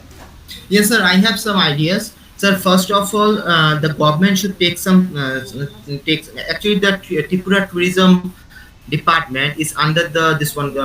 This means it is a autonomous body. It is under the ICAT, and now before it was means the information culture affairs. They are means it was under that, but now the department is separated. But the department is separated, but there are uh, less staff are there, and less staff and less work has been done here, for it is not the means it is not possible for the other officials to move in every sector in every places, because there are many places in Tripura, and many places are there are many unique things we can observe. So it is not possible for every staff, so they should recruit many staffs and many officials in this sector, so that they can go to the places and they can check the situation, and they can see what things are lacking there, and what things they can provide there regarding financial and also regarding anything. so that there can be some development. And if there is some development, if there is something new, something new things comes, then it will attract the other states also, not only the states of India but also from the other countries. They will come here. They means they can see the beauty of Tripura. But it is only the role of the government to see these things, because if because it is not possible for the common people to do these things, the role of the government is much more important than the common people, because they have to take the little bit step. The It is developed. The Tripura tourism is developed now at present, but it is not such fully developed, so that it can attract the other people from other countries and other states, sir. Thank you. Thank you for your discussion. Uh, as a chair, from my end, I would like to thanks Dr. Anna Maria, Dr. Zaivek, and also Dr. Payal Ghosh, Dr. Rituraj Niyok, and last of all, Devujyoti Gupta. Now, I hand it over to mic to Dr. S.M. Faruqi. Mm. Thank you so much, sir, for your beautiful, wonderful contributions during this summit, the Global Tourism Summit 2025. And as we come to the end of this session, I, on behalf of the organizing committee, extend my heartfelt gratitude to all our esteemed keynote speakers, panelists, and presenters for sharing their research expertise and perspectives with us today. And above all that, a special appreciation goes to they are not present out here, but Professor Thomas Denton for his enlightening keynote on competitive sustainable tourism, and to the Professor Gisbert Hudendrom for his thought-provoking speech on path creations for an electricity transitions in the South African tourism sector. And also on behalf of the organizing committee, a deep appreciation goes to Dr. Saptarshi Mitra, Dr. Anna Vulevic, Dr. Mark L. Diaz, Dr. Julia Zevig, Dr. Maryam Toorani, and Dr. Bail Ghosh and Dr. Rituraj Niyok for contributing here in this summit, for your thought-provoking and enriching informations that you have provided in this summit. Thank you so much for your extensive work, extensive research work that has has set light over our thought process. And I would like to extend one thanks to Dr. Saptarshi Mitra for giving his valuable time for more than 2 to 3 hours for sharing the session, at the same time for preparing his speech so that he can share his information through this community. Thank you so much, sir. And